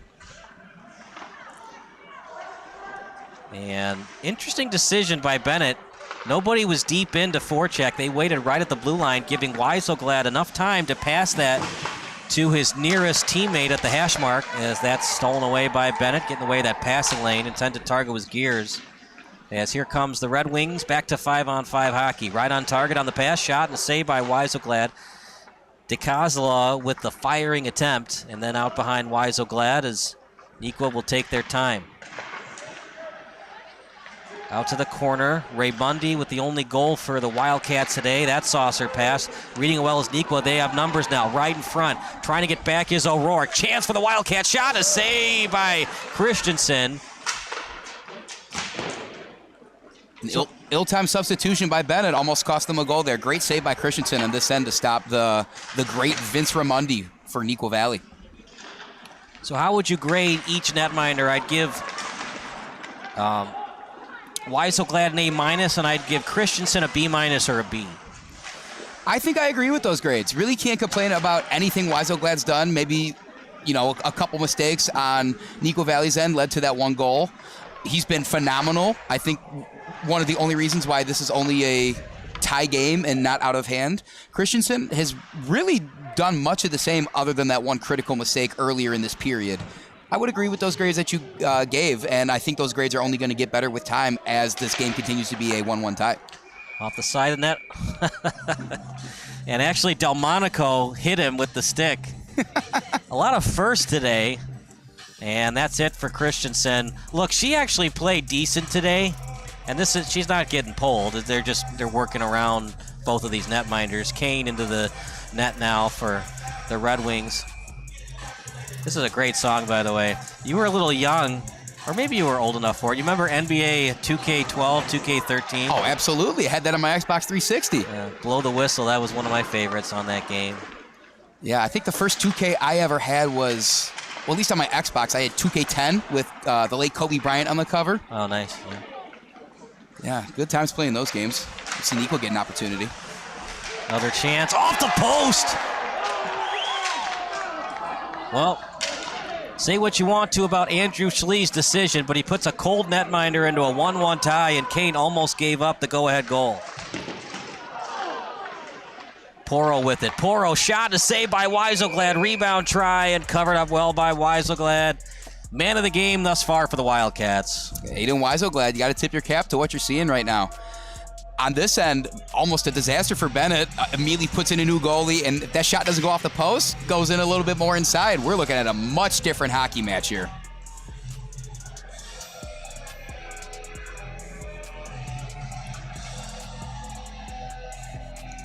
Neuqua Valley and Tearing, they were decent, 10-5. Now they did have a little weaker schedule. As the face-off won by the Red Wings. At the blue line, that shot, good pad save. Trying to get it was Dusek. And now picked up by the Wildcats. At neutral ice, Neuqua Valley steals. Bumke setting it up to Bari out in front, and Koehn able to play it. Dusek calls for it. Rosenthal instead skates with it. Try to get it over to Porro. Porro taps it into the zone. Wildcats and the Red Wings after it. Porro, the forechecker, as Rosenberg trying to win that battle. Over to the hash mark. Backhanded over. Red Wings trying to keep it in. As the Wildcats get it over to neutral ice, Rosenthal will not get it. Cannon lost it. Here we go, 2-on-2. That shot. Koehn with the save, and good rebound control is played by Benet. Murphy, tap pass, not a lot of velocity on that pass. Stolen away by Neuqua Valley, backhanded into the glove of Koehn. We stop play with 5:24. Momentum has definitely shifted towards the Wildcats. Yeah, getting a couple great turnovers in right by their own net from Benet here. Shot on goal here. We're still going to see another face-off. Would have liked to see a little bit more of either velocity on that shot, potentially another pass out to a different teammate. Nevertheless, 5.5 to go in the second period. In a tie game, you have a face-off in front of your own net. Hard to argue with that. John Hera-Lamopoulos will take the face-off as he won it. Mascari after it. Hera-Lamopoulos sends it over to the corner. 2-on-2 now. O'Rourke, nope, that's Vought leading the charge. His pass, that shot, oh, what a save by Weiselglad. A fabulous save, Parter Weiselglad, player of the game for both teams. You got to wonder if Weiselglad's back's starting to hurt from putting the team on his back. This is an amazing performance. Just a beautiful setup pass from Vought, a shot into the net. Weiselglad's able to block it out as he freezes up now. Less than 5 minutes to go. We'll see if he can continue to put in this sort of effort to finish out the second period. Wow. So we do apologize for earlier in the game. On the Neuqua Valley roster, on the website, they didn't have the full roster, but the Illinois West website did. Well, we got the full roster now, as it's over to Calandra. In college and the NHL, you have sports information directors that send you over the rosters, not so much at the high school hockey level. So that's tapped over to the face-off circle. A little bit too much on that pass. Raimondi, the intended target. And then back into the zone. Raimondi gets back onside. Delayed offsides. That was one of the new rules. In the old NHL, they would call automatic offside, but that changed after the 2004 season. That shot. Another save by Weiselglad. And the net fell off. The Benet fans are not happy about it, Parter, but that's the right call. The net indeed fell off. It's a simple thing. You see the net move. Oh, wait a second. They do call the goal after all. We're going to watch it on replay. I thought I saw them wave no goal for the net falling off. I saw the ref do some sort of motion. I thought that's what I saw as well. So the backhanded in. Hold on, I'm on the wrong part. Here we go. Let's watch it again. All right. So you can see something be signaled by the ref.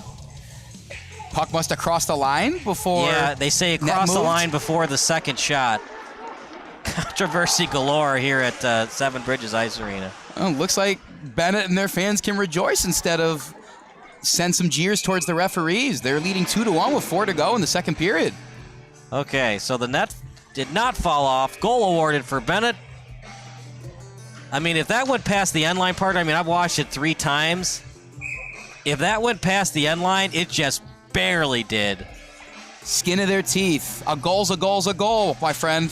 And Benet would sure agree with that statement right now. So we've seen 3 goals today. Here's a steal by Neuqua. That shot, Koehn with a nice save. Using the blocker to his advantage. But we've seen 3 goals today in the most unorthodox of fashions. We saw Benet score shorthanded off a bad pass off the boards. We saw Christensen make a massive mistake doing a tap pass instead of freezing it. Raymundi stole it and got the shot. And then they scored a goal when I thought the net fell off.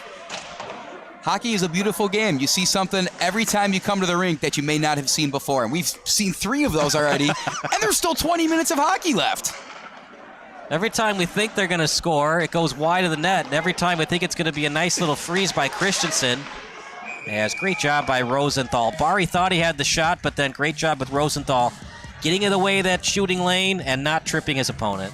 Yeah, Cade Rosenthal and Alex Karras both have spent some time back on defense, and both have been really good at preventing a clear line to the goal, just getting their bodies in front of the net, getting their stick in the way, disrupting Neuqua Valley's offense. It's been really good to see, really promising sign for Benet, having given up more goals than they usually do in their past couple losses.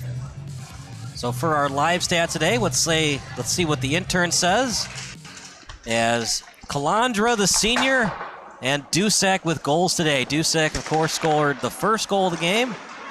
And the third goal of the game goes the way of the senior and Nicolas Calandra. That shot is just past the stick and blocker of Koehn. Bari after it, out in the slot. O'Rourke after it now, but Neuqua has it. Played right now by the Wildcats. At the point, fakes the shot up in the air and blocked well by Benet. They've got numbers. O'Rourke wasn't ready for it. He goes after it off his stick, off the glass, and back into Neuqua's zone. At the blue line, trying to keep it in as O'Rourke, and he does. And he'll backward skate over to neutral ice, back over to O'Rourke. As having to reset his Karras as the pass was behind him and then backhanded over by Porro at the neutral zone. Bounces off the boards as Neuqua Valley steals. Benet has numbers on the back check. That shot goes very wide at Koehn, out to the point, and can't keep it in. Do the Wildcats, they'll have to reset. There's Alex Karras again, number 15, making his presence known on defense, making it tough for Neuqua Valley to get anything off. In the slot, O'Rourke steals. O'Rourke will dribble with the puck. O'Rourke past the center line, now past the blue line, and offside goes Benet.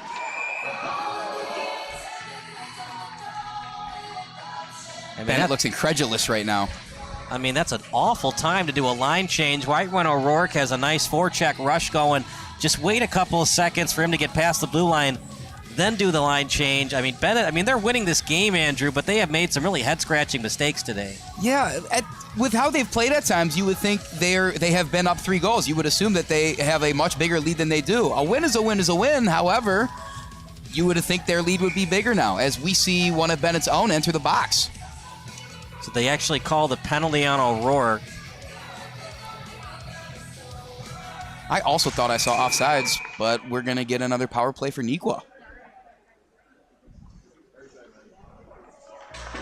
It's been pretty even with the face-offs today.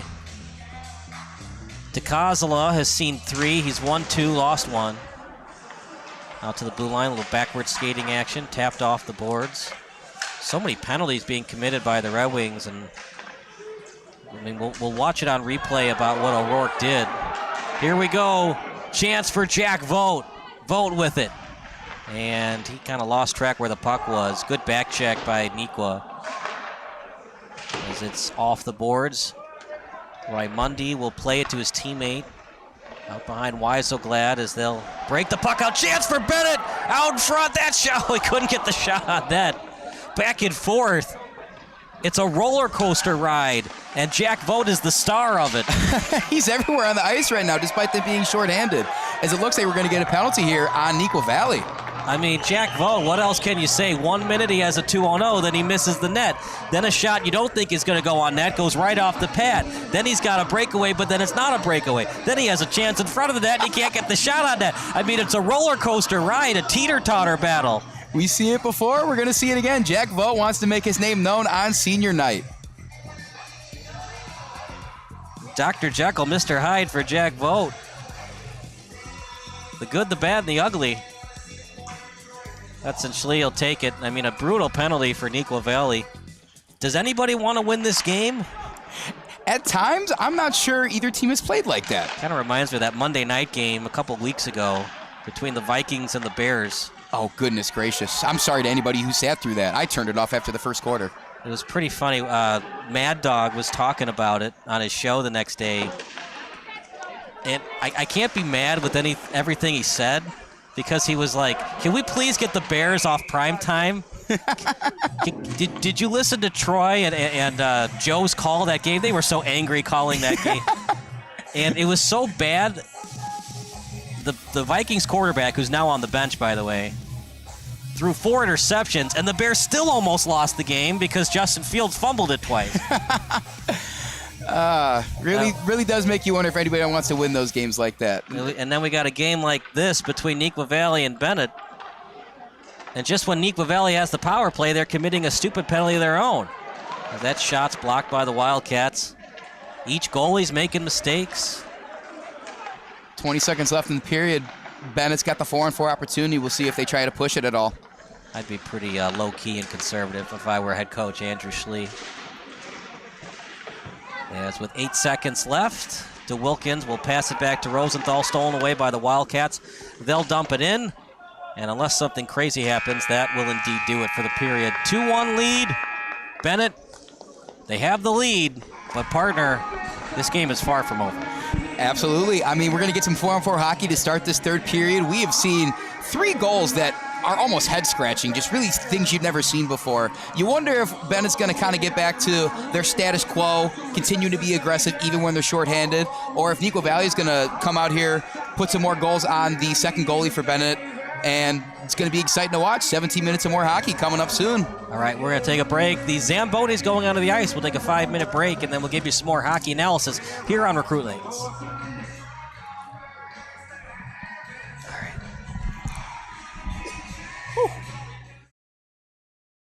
Brian's Garage Door Solutions. 25 years of expert residential and commercial garage door design, sales, and service, and almost 1,000 5-star Google reviews.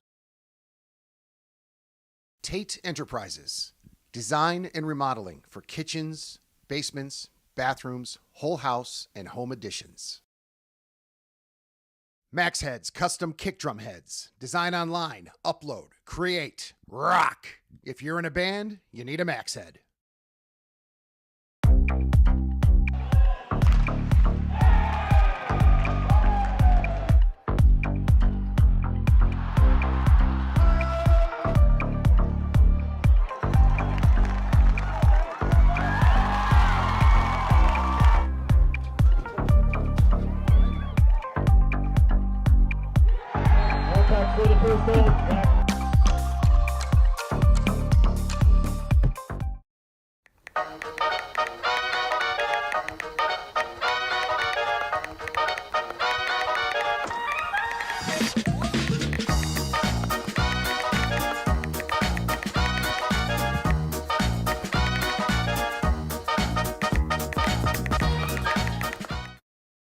Hi, my name is Brian Koehn. I am the president of Soccer 2000. We are a soccer specialty store located in Downers Grove. We specialize in servicing club uniforms and a personalized retail experience. Soccer 2000 has an exclusive team center that includes a wide variety of uniform kits to help your club choose the next kits that will make you guys look great on the field. Contact us at 630-241-9500 or find us online at soccer2000.com.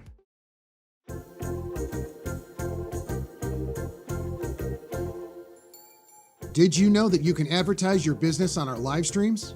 You sure can. Contact us about the numerous advertising opportunities we offer to local businesses during our sports live streams. Build brand awareness, engage customers, and support your local sports teams. Contact us for more information.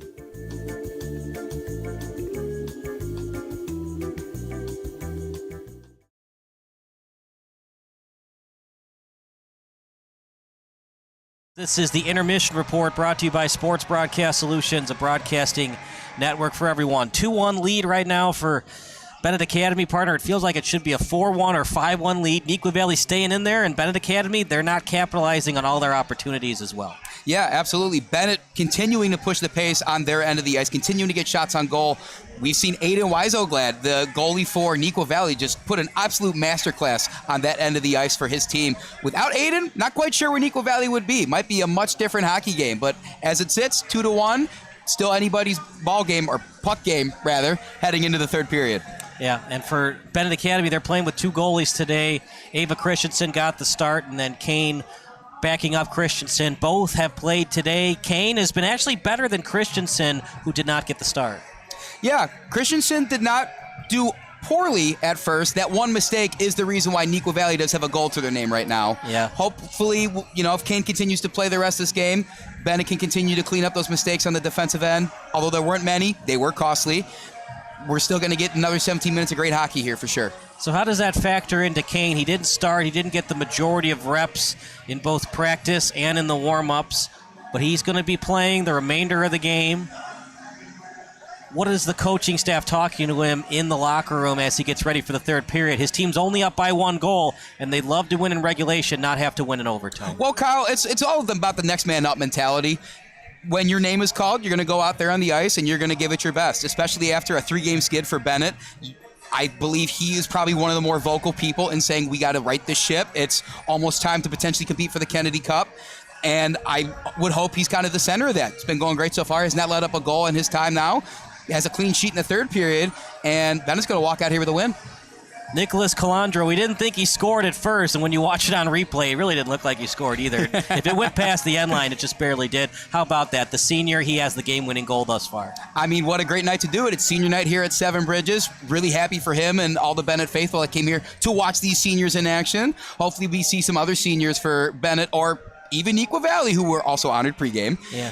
See them in action, get some shots on the goal or whatever they need to do. See some action from the seniors. Yeah, I mean, Calandra, DeWilkins and Vought are the three seniors, and Calandra with the goal. The game-winning goal, I should add, is it's a 2-1 lead for Benet. We're going to take a break. More hockey action. The third period coming up next between Benet Academy and Neuqua Valley here on Recruitlings. Brian's Garage Door Solutions. 25 years of expert residential and commercial garage door design, sales, and service, and almost 1,000 5-star Google reviews. Tate Enterprises. Design and remodeling for kitchens, basements, bathrooms, whole house, and home additions. Max Heads Custom Kick Drum Heads. Design online, upload, create, rock. If you're in a band, you need a Max Head.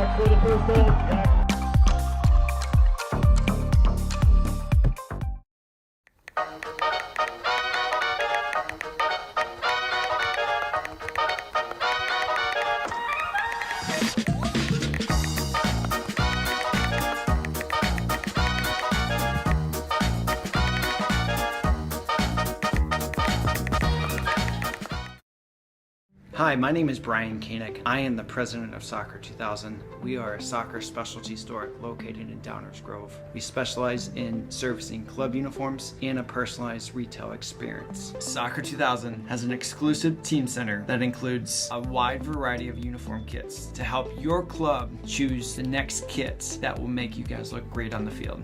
Contact us at 630-241-9500 or find us online at soccer2000.com.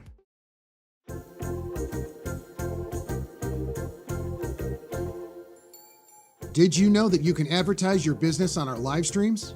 You sure can. Contact us about the numerous advertising opportunities we offer to local businesses during our sports live streams. Build brand awareness, engage customers, and support your local sports teams.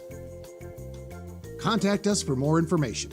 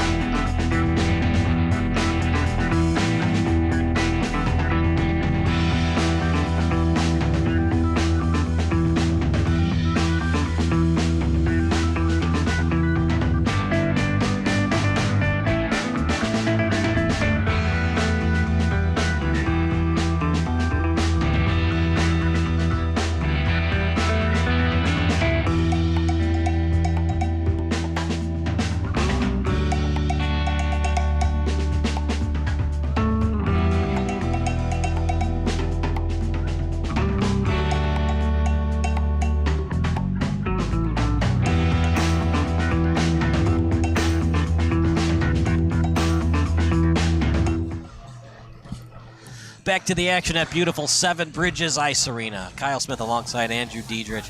2-1 lead. It's still 4-on-4 hockey for another 16 seconds. Neuqua Valley's in this game as well. They haven't played their A game either. One of the reasons they're in this game is Benet. They're missing the net on the shots. They're not capitalizing on their power plays. And also Benet has committed one too many penalties. Yeah, Bennett's aggression getting the best of them for sure. A couple of head-scratching penalties at times, although they had the shorthanded goal to start, which was a great way to start this game off in the first period. They scored shorthanded. Some of that was bad passing from Neuqua Valley, but let's give credit to Thomas Dusek. Look, he's the right man at the right time. He got the steal, and he finished. Same thing with that OPRF game. Was it a bad pass from OPRF in their own zone, breaking the puck up right in the middle of the ice? Yes, but Dusek, he made the most of his opportunity, and he capitalized. Don't make mistakes and capitalize on the other team's mistake. That's the basics of hockey right there, and that's what's happened to Benet in this game. The problem is they're also making some mistakes as well. Yeah. They're at the same time when they're trying to play the game in front of them, I think it's kind of getting to them themselves. been a couple mistakes on their end. That's the reason that Neuqua Valley has a goal right now. I think Benet really just has to continue to let the game come to them and hopefully, like the OPRF game, still pull out a victory despite not playing their best hockey. So here we go. Face-off coming up between the Redwings and the Neuqua Valley Wildcats. It'll be Romita as he'll be opposed by Schlie. This is a huge game for Benet as they try to get good seeding for the Blackhawk Cup. Neuqua Valley would love the win as well, but it's not as important as Benet. Hollweck was onside. We play on. Oh, look at that block shot by the all-conference player in Chase Rosenberg. Almost a great start here for Benet, but Neuqua Valley on the 4-on-4 playing great defense to avoid that. And as we see Benet come out with an extra skater, they're going to have a power play for the next 30 seconds or so. Quinlan playing it to himself. Good job. Past his opponent. That shot, and off the netting. It was partially blocked by Neuqua Valley. The captain in Rosenberg on the ice. He's got great size for the center position. They're going to need him as well as Vincent Raimondi if they're going to pull off the upset tonight. Yeah, those are the two that are commonly the suspects when it comes to Neuqua Valley scoring goals. Him and Raimondi make up most of their scoring, and they're going to need an effort from them if they want to try and at least tie this game up, if not hopefully pull it out in regulation. Out to the blue line, and it's off the stick. So for Vought, 3 shots on goal. Rosenthal with 3, Cannon with 3. Out behind the net for Neuqua Valley. How about this? Bumpke with 5 shots on goal. We didn't talk about him a lot coming into the broadcast, but he is leading their team in shots on goal right now. Over to the blue line. Leleu with 3, Gears with 3, and Raimondi. No surprise there. 3 shots on goal.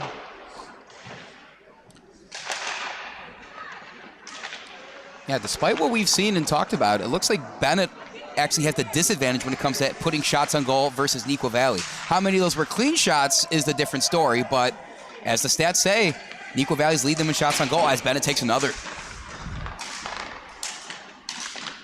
Stolen away. As it's up in the air, Del Monico, chance for Porro. That shot just a little bit high and wide. As Doan gets it out of the zone, no one touched it. Calandra wisely didn't touch it. Doan cleared the puck, but unfortunately for Neuqua Valley, no one touched it. Icing and face-off deep in their own territory. Should be able to withstand it with how Weiselglad has looked so far, but again, how much are they going to be able to rely on him and their defense right now? Another face-off in their own zone. Can they continue to withstand it? Face-off won by the Red Wings. As Dusek was there, that shot. Porro slap shot right into the breadbasket of Weiselglad. And he was a little slow to get up. He finally does. Interesting decision by Porro to do that slap shot. It was at point-blank range, so normally you'd like to see a snapshot there. Yeah, see something where, put it where the goalie's not. You know, whether you're going top right, top left, maybe even 5-hole. Put it right into his chest, and Weiselglad's been great, but that one was not as difficult of a save as we've seen him make today. Yeah, you'd like to see a snapshot where Weiselglad wouldn't have as much time to get ready for the save, as here's a shot and a save. Weiselglad and cleared by Neuqua away from danger. Leleu last touched it. And then getting out of the zone is Bemke. From defenseman to defenseman, it's not on target, and Neuqua steals, and they get it deep into the territory of Benet. Neuqua Valley still on their forecheck. That shot wide. This was all set up by Bemke, able to get it in deep. Over to the face-off dot. That shot. And covered up well by Koehn, who would get the victory should this score continue. Christensen was fine. Weiselglad has been phenomenal, and Koehn is not to do a lot today.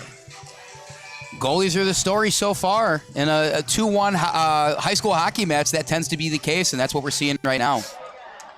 Face-off won by Neuqua. That shot wide. Trying to get it out. Stop and start move. as Karras gets it in. Vought out behind the netminder and Wiseauglad. As Benet wants a check from behind or a cross check, nothing being issued. Officiating's been good, not great. Here's a shot for chance for Benet Vought. Oh boy. Back and forth we get in the game of Jack Vought today. Jack Vaught's been all over the ice, really trying to be aggressive, trying to make his name known. Couple opportunities to put one in the back of the net, and Benet has another one here. And Wiseauglad gets his glove on it again. Yeah, and you're wondering why he didn't cover that up. Was that by design? Did he let it go past his glove? He might have missed it, or he might have just let it go where his teammate was to pick it up. Either way, it's a glove save by Wiseauglad. And still at neutral ice. Tapped in by Calandra, who has the game-winning goal thus far. Off the back of the net. At the corner, as Dicosola was after it, Mallet right on Raymundi's stick. Raymundi trying to split through the D and does, but too much on that pass to himself, but he does steal. Out to the point, played by Del Monico. Benet trying to steal. Off the point, Del Monico sends it off the boards. Raymundi at the corner. As it's over to the corner to Neuqua Valley. At the point, now played by Rosenberg. That shot wide, trying to get it on net. Chance in front, and Benet getting in the way of that passing lane. Backhanded out of the zone. Right on the stick. Wiseauglad plays it. And Del Monico with it now, back to himself. Del Monico skates with the puck. No one to oppose him, they break it out. Right on target. As the officials say no icing. 11:51 to go, still a 1-goal lead for the Benet Academy Redwings. Dicosola sent up. Played right now by DeWilkins. He falls down. DeWilkins gets back up. DeWilkins to himself. Chance for DeWilkins. That shot, oh, it's off the crossbar. I have my breath held that entire time. A flurry of moves from DeWilkins. Both the All-Star and one of the seniors trying to be honored. Looked like he was going to get his name on the stat sheet there. Crossbar said, no way. Goalie's best friend. If we interview Wiseauglad after the game, he'll be like, well, I played it good enough where all he could hit was the crossbar. Yeah, possibly. You know, I always think of that famous scene from the movie The Mighty Ducks. The definitive hockey movie. And Bombay's classic line when he misses on that penalty shot in overtime. You know, it hit the post, Charlie. A quarter of an inch one way would have gone in the net. And then Charlie Conway, his player, tells him, well, yeah, coach, but a quarter of an inch the other way, you would have missed the net completely. And that's what the goalie will tell you. Well, he hit the post. So you could say he almost scored, but I played it well enough where he would either miss the net completely or it would hit the post. Like you said, goalie's best friend. If it's not a goal, it's not a goal. What?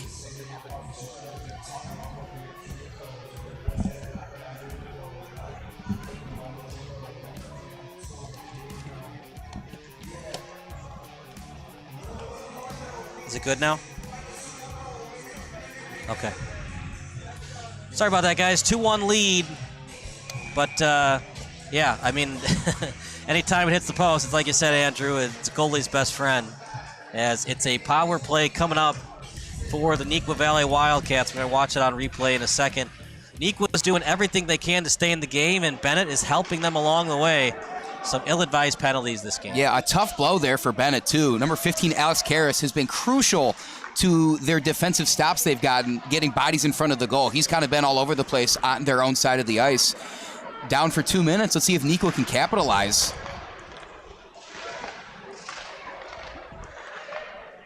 Minute 34 remaining of the power play for the Neuqua Valley Wildcats. I mean, yeah, that's clearly boarding, roughing, however you want to call it. As Porro taken off the puck by Raymundi. Yeah, it's just a bad penalty by Karras. Yeah, not the time for that. Definitely didn't need to do it in a 2-1 game. The last thing you need is a team tying the game up with less than 10 minutes to go in the third period. Neuqua Valley definitely has a chance to do that. It's in the net. Look, the goal is going to be credited to Neuqua Valley. Koehn gave it up, but really that's Alex Karras giving up that goal. Terrible penalty, and Gears and Neuqua Valley capitalized. I mean, you predicted it yourself. You said not the time for the penalty. Hopefully Benet can still remain strong. Puck found its way into the back of the net. And while Benet will have 5 skaters on the ice now, at what cost did it come? We have less than 10 minutes to go, and it's a 2-2 match.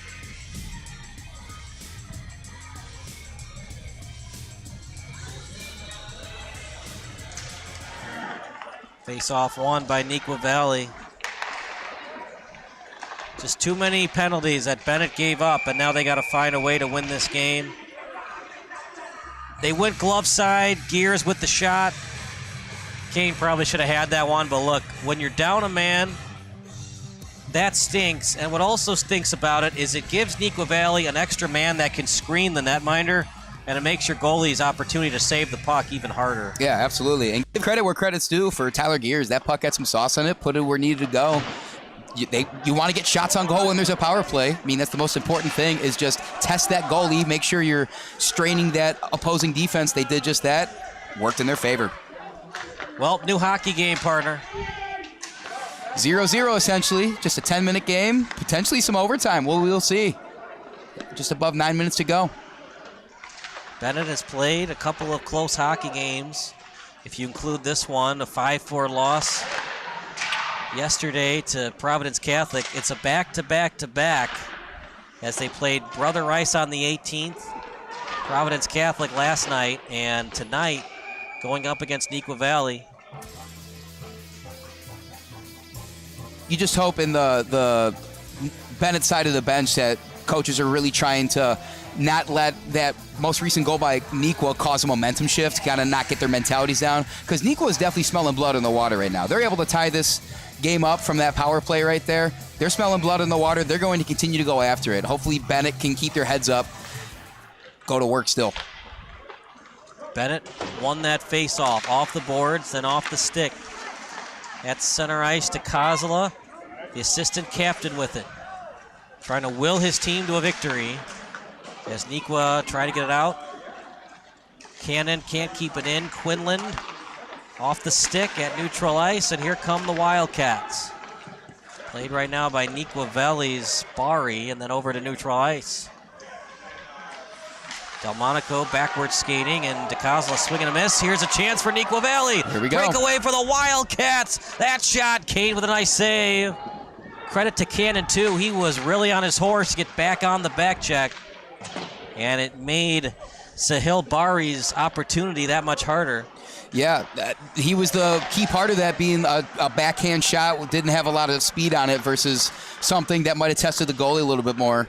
And Bennett's going to have potentially an opportunity thanks to the great back check by their defense. 2-2 game. If you're just joining us, it's been a back-and-forth affair tonight. As playing right now is Rosenberg. Rosenberg trying to go coast to coast with a chance for Rosenberg. Backhanded pass. And great job of Benet, able to get a piece of that.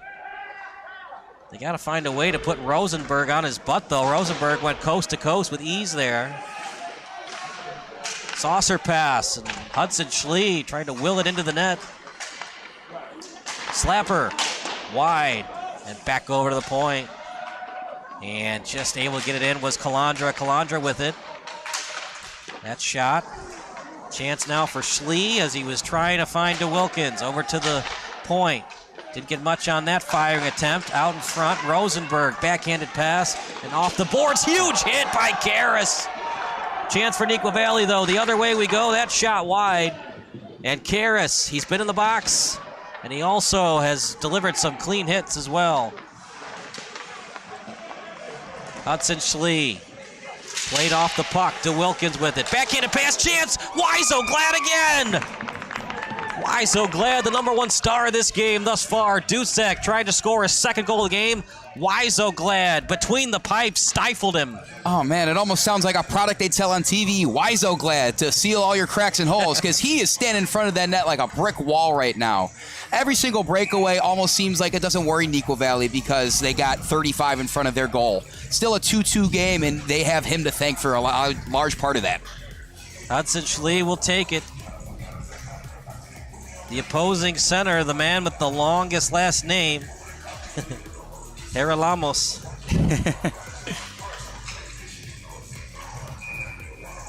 Harlambopoulos. His first name's John. Might have to start calling him John. Number 86. That's a true hockey name, though. I do like seeing that. Haralamopoulos. You got a name like that, people remember you. Hopefully he has a memorable play here. We can try saying his name one more time. I mean, we have never talked to him before, but I would assume his mom, dad, or grandparents are Greek. Just a hunch, right? Yeah, just a hunch. You ever seen My Big Fat Greek Wedding? Indeed I have. Yeah, great movie.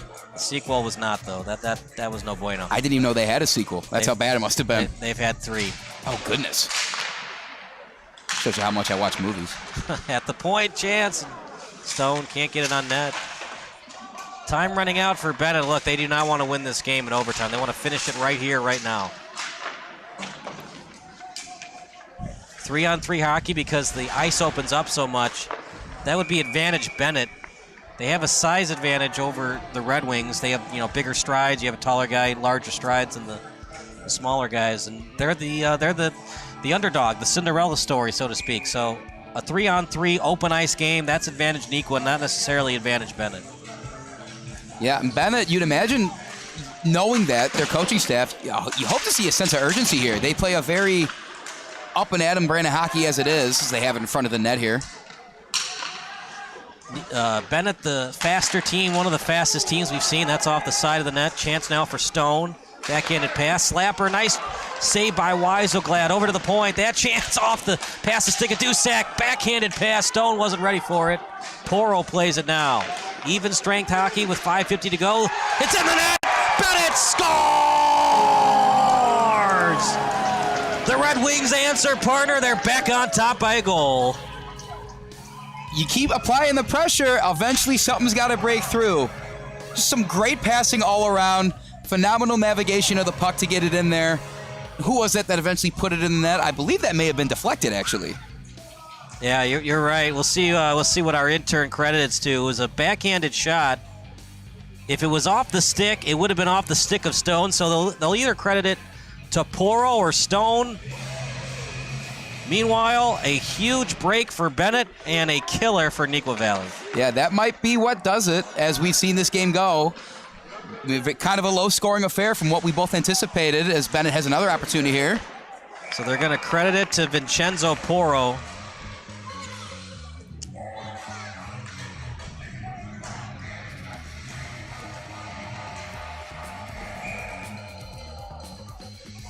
If Benet can hold off for another 5.5 minutes, snap their 3-game losing skid, get back on the right track heading to playoff time. There's that shot wide. Weiselglad. He's had a very good game, and past the defenseman, Karras has to get back. And Karras, whatever you do, avoid the box. Was that from behind? Nope, they're going to say on the side.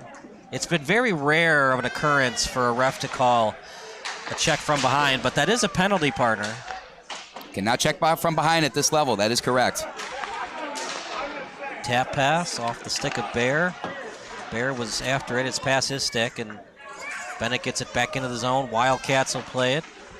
Rosenberg behind Weiselglad. Tap pass out in front to Raymundi. Raymundi off the boards. Rosenberg was after it, and he gets it back. Rosenberg shot, and that went wide. Karams all the way. No icing, of course. Benet will get a much-needed line change. Solkin will play it. Haven't said his name a lot tonight.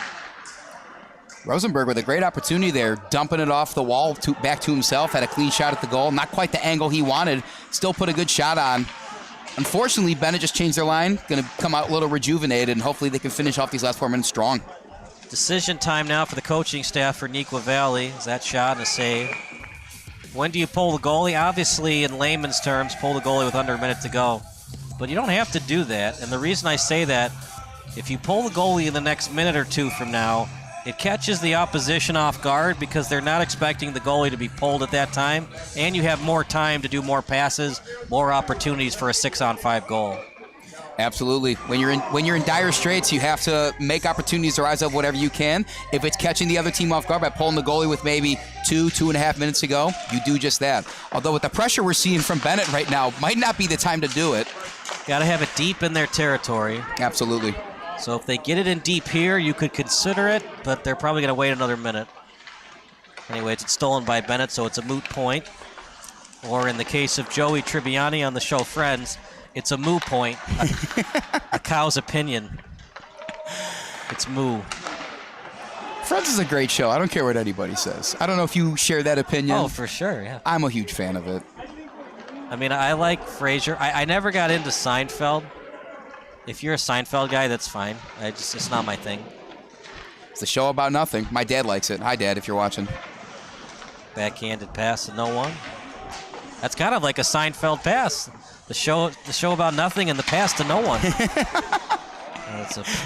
That should be a term now. Right, the Seinfeld pass. Don't pull a Seinfeld out there. Should I take it to Washington, get a trademark? Someone's got to do it, right? It's going to happen eventually. It might be Jerry himself, but he's old. He's made enough money. You should do it, Kyle. Backhanded pass to the trailer. Well, it's deep. You could pull them now if you want to, but they're going to wait. You definitely know it's on the coaching staff's mind. I mean, it has to happen at some point. You're down a goal with only a couple minutes to go. Right. The question is, when do you pull the trigger? Like you said, do they go early? Is it just going to be when there's less than 60 seconds on the clock? And this is, I mean, head coach Andrew Schlie wants to get the win. There's no doubt about that. But the way they're getting it, it shouldn't have had to be this frustrating. As here's a chance for DeWilkins and able to get a piece of that. Great job by the Wildcats. It's going to be credited to Dunn, and over to the neutral zone. 2:18 to go. Nice hit by Rosenthal. As Schlie was cherry picking, and Schlie's offside. They stay onside now. That shot wide. Time running out for the Wildcats. Dentice calls for it. Still behind Weiselglad though. DeWilkins with it. DeWilkins trying to pass it to himself off the boards, but he couldn't catch the Wildcats off guard. At the face-off circle, right side, as Rosenthal dumps it back in. Slow-moving puck behind Weiselglad. Dentice trying to send it up in front of Weiselglad. Dentice had it briefly. As that shot, chance for Schlie, covered up well by Weiselglad. Schlie falls down.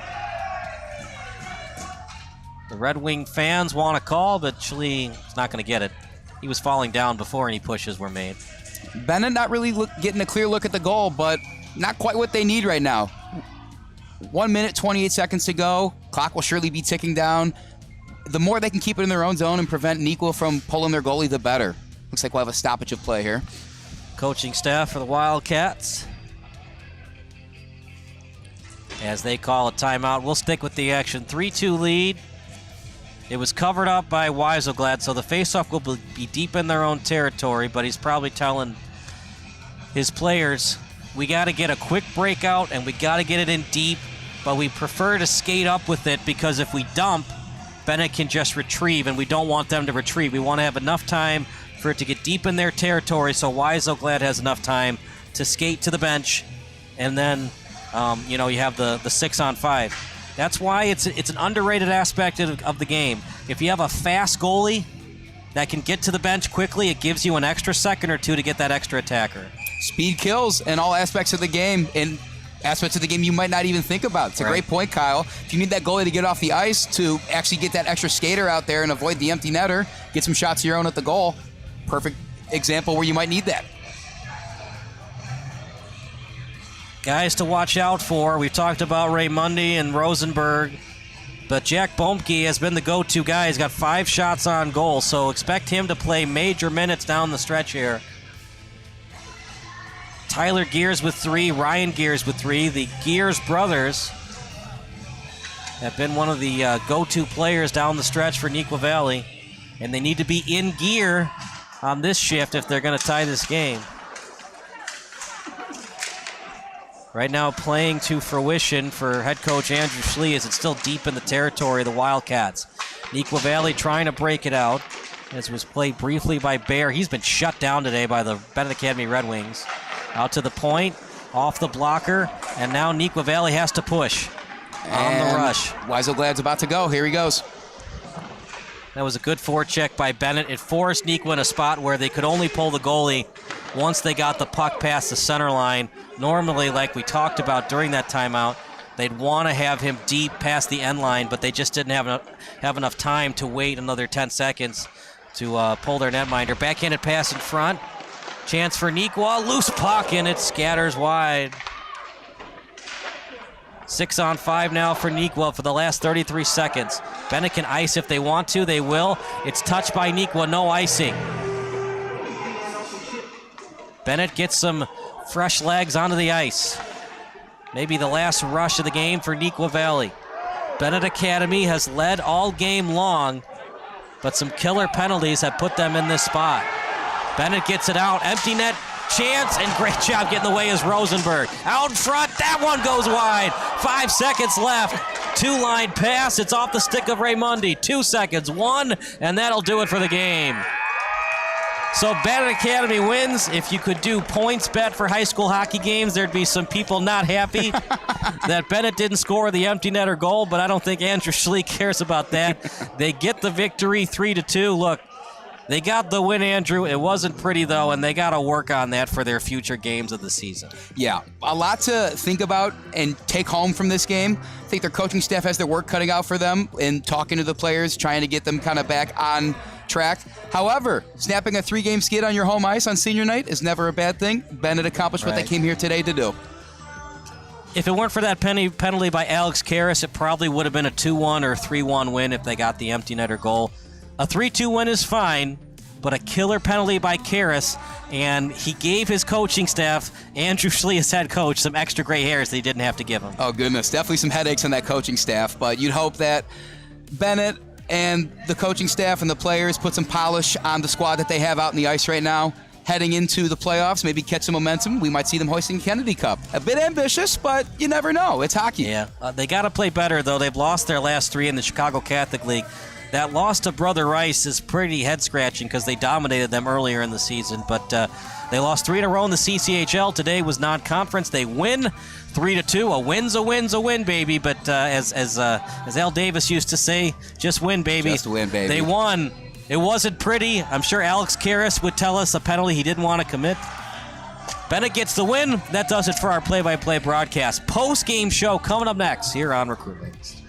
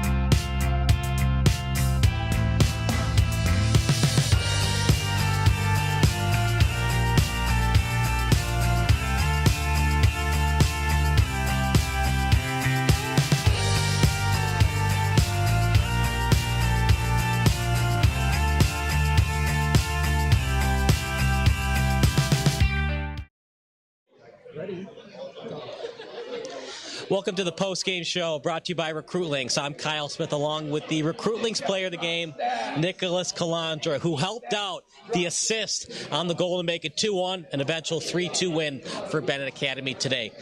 Wasn't the best way to win, wasn't the cleanest hockey, but you guys get the win over your rival, Neuqua Valley, 3-2 today. Yeah, it's always nice to get a win. I felt like the team came together, kind of rallied in that third period, in between the periods. Just kind of wanted to stick to our systems, get a little better, moving into the playoffs. I think we came out with a good win. Seemed like the last 5 minutes of the game, it was a huge crash the net philosophy, and that led to that goal to make it 3-2 and eventual game winner. Yeah, we knew we needed to score. We wanted to get the win right there, so we just putting everything we could on net, try to get something in. What has Vincenzo Porro worked on in practice? Because today he was a force crashing the net today. You know, he's just kind of always grinding away in practice. He's one of the harder workers on our team. He's always playing hard, and it was nice to see him get a little bit of success today. Not only did you guys get the win, but the last 30 seconds of the game, you made it tough on them to break the puck out, to get them to pull their goalie. What have you worked on in practice to keep on that ferocious forecheck, making it tough for the team to break it out, and they can't pull their goalie as a result of it? It's been all year. We've been practicing our same system since we started. We've been trying to just work on conditioning so we still have that intensity late in the game, and so it was nice to see that kind of pay off and lead to the win. It's senior night. You still have a month or two left of hockey. You get an assist on senior night. What does that mean to you? It was nice. Better to get the win. Just like, it's always nice to get a point, but not the goal here. 3-2 win. Final thoughts about senior night in today's game? It was a fun experience. Nice to kind of like get a little recognition for all the seniors because we put in a lot of work here, and it was nice to get a team win moving into playoffs. That's Nicolas Calandra. Post-game wrap-up coming up next. Brian's Garage Door Solutions. 25 years of expert residential and commercial garage door design, sales, and service, and almost 1,000 five-star Google reviews. Tate Enterprises. Design and remodeling for kitchens, basements, bathrooms, whole house, and home additions. Max Heads Custom Kick Drum Heads. Design online, upload, create, rock. If you're in a band, you need a Max Head.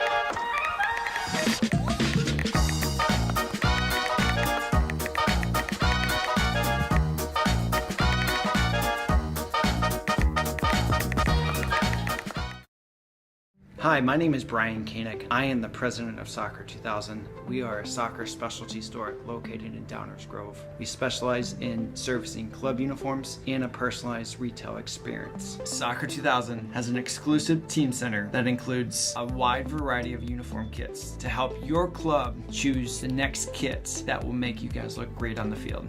Contact us at 630-241-9500 or find us online at soccer2000.com.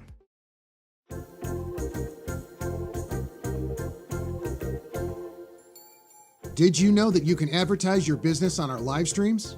You sure can. Contact us about the numerous advertising opportunities we offer to local businesses during our sports live streams. Build brand awareness, engage customers, and support your local sports teams. Contact us for more information.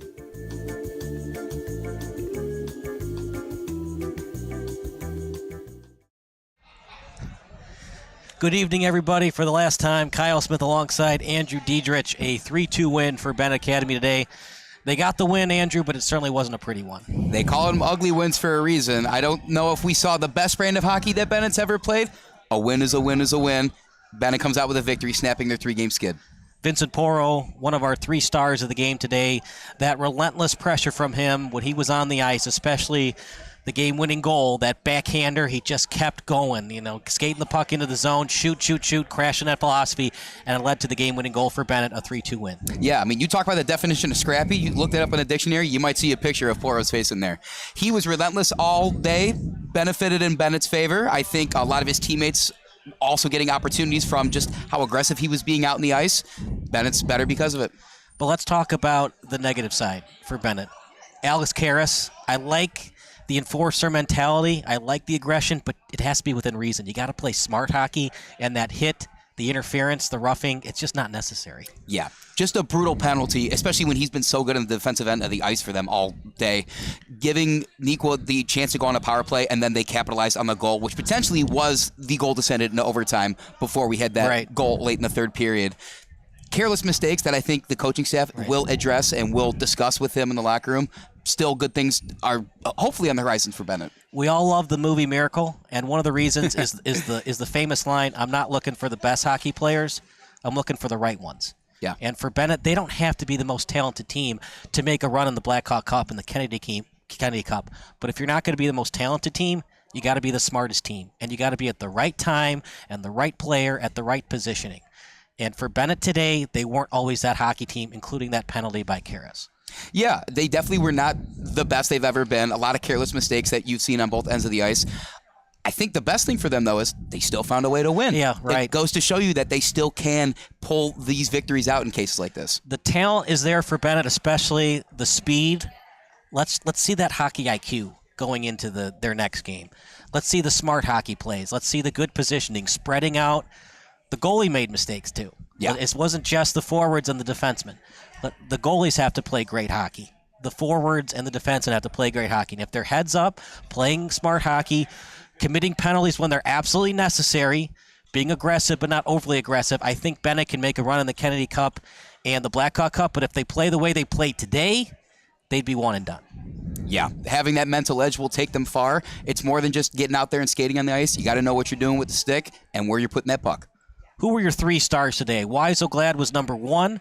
I have to go with Raimondi. That was a fabulous goal that he scored. Yeah. It was a mistake by Christensen, don't get me wrong, but Raimondi, nice goal. And then the 3rd star, the game-winning goal, is going to be credited to Porro. Who were your 3 stars? So I'm definitely going number 1. I'm going to give it to Aiden Wieselglad of Neuqua Valley. Just a phenomenal performance.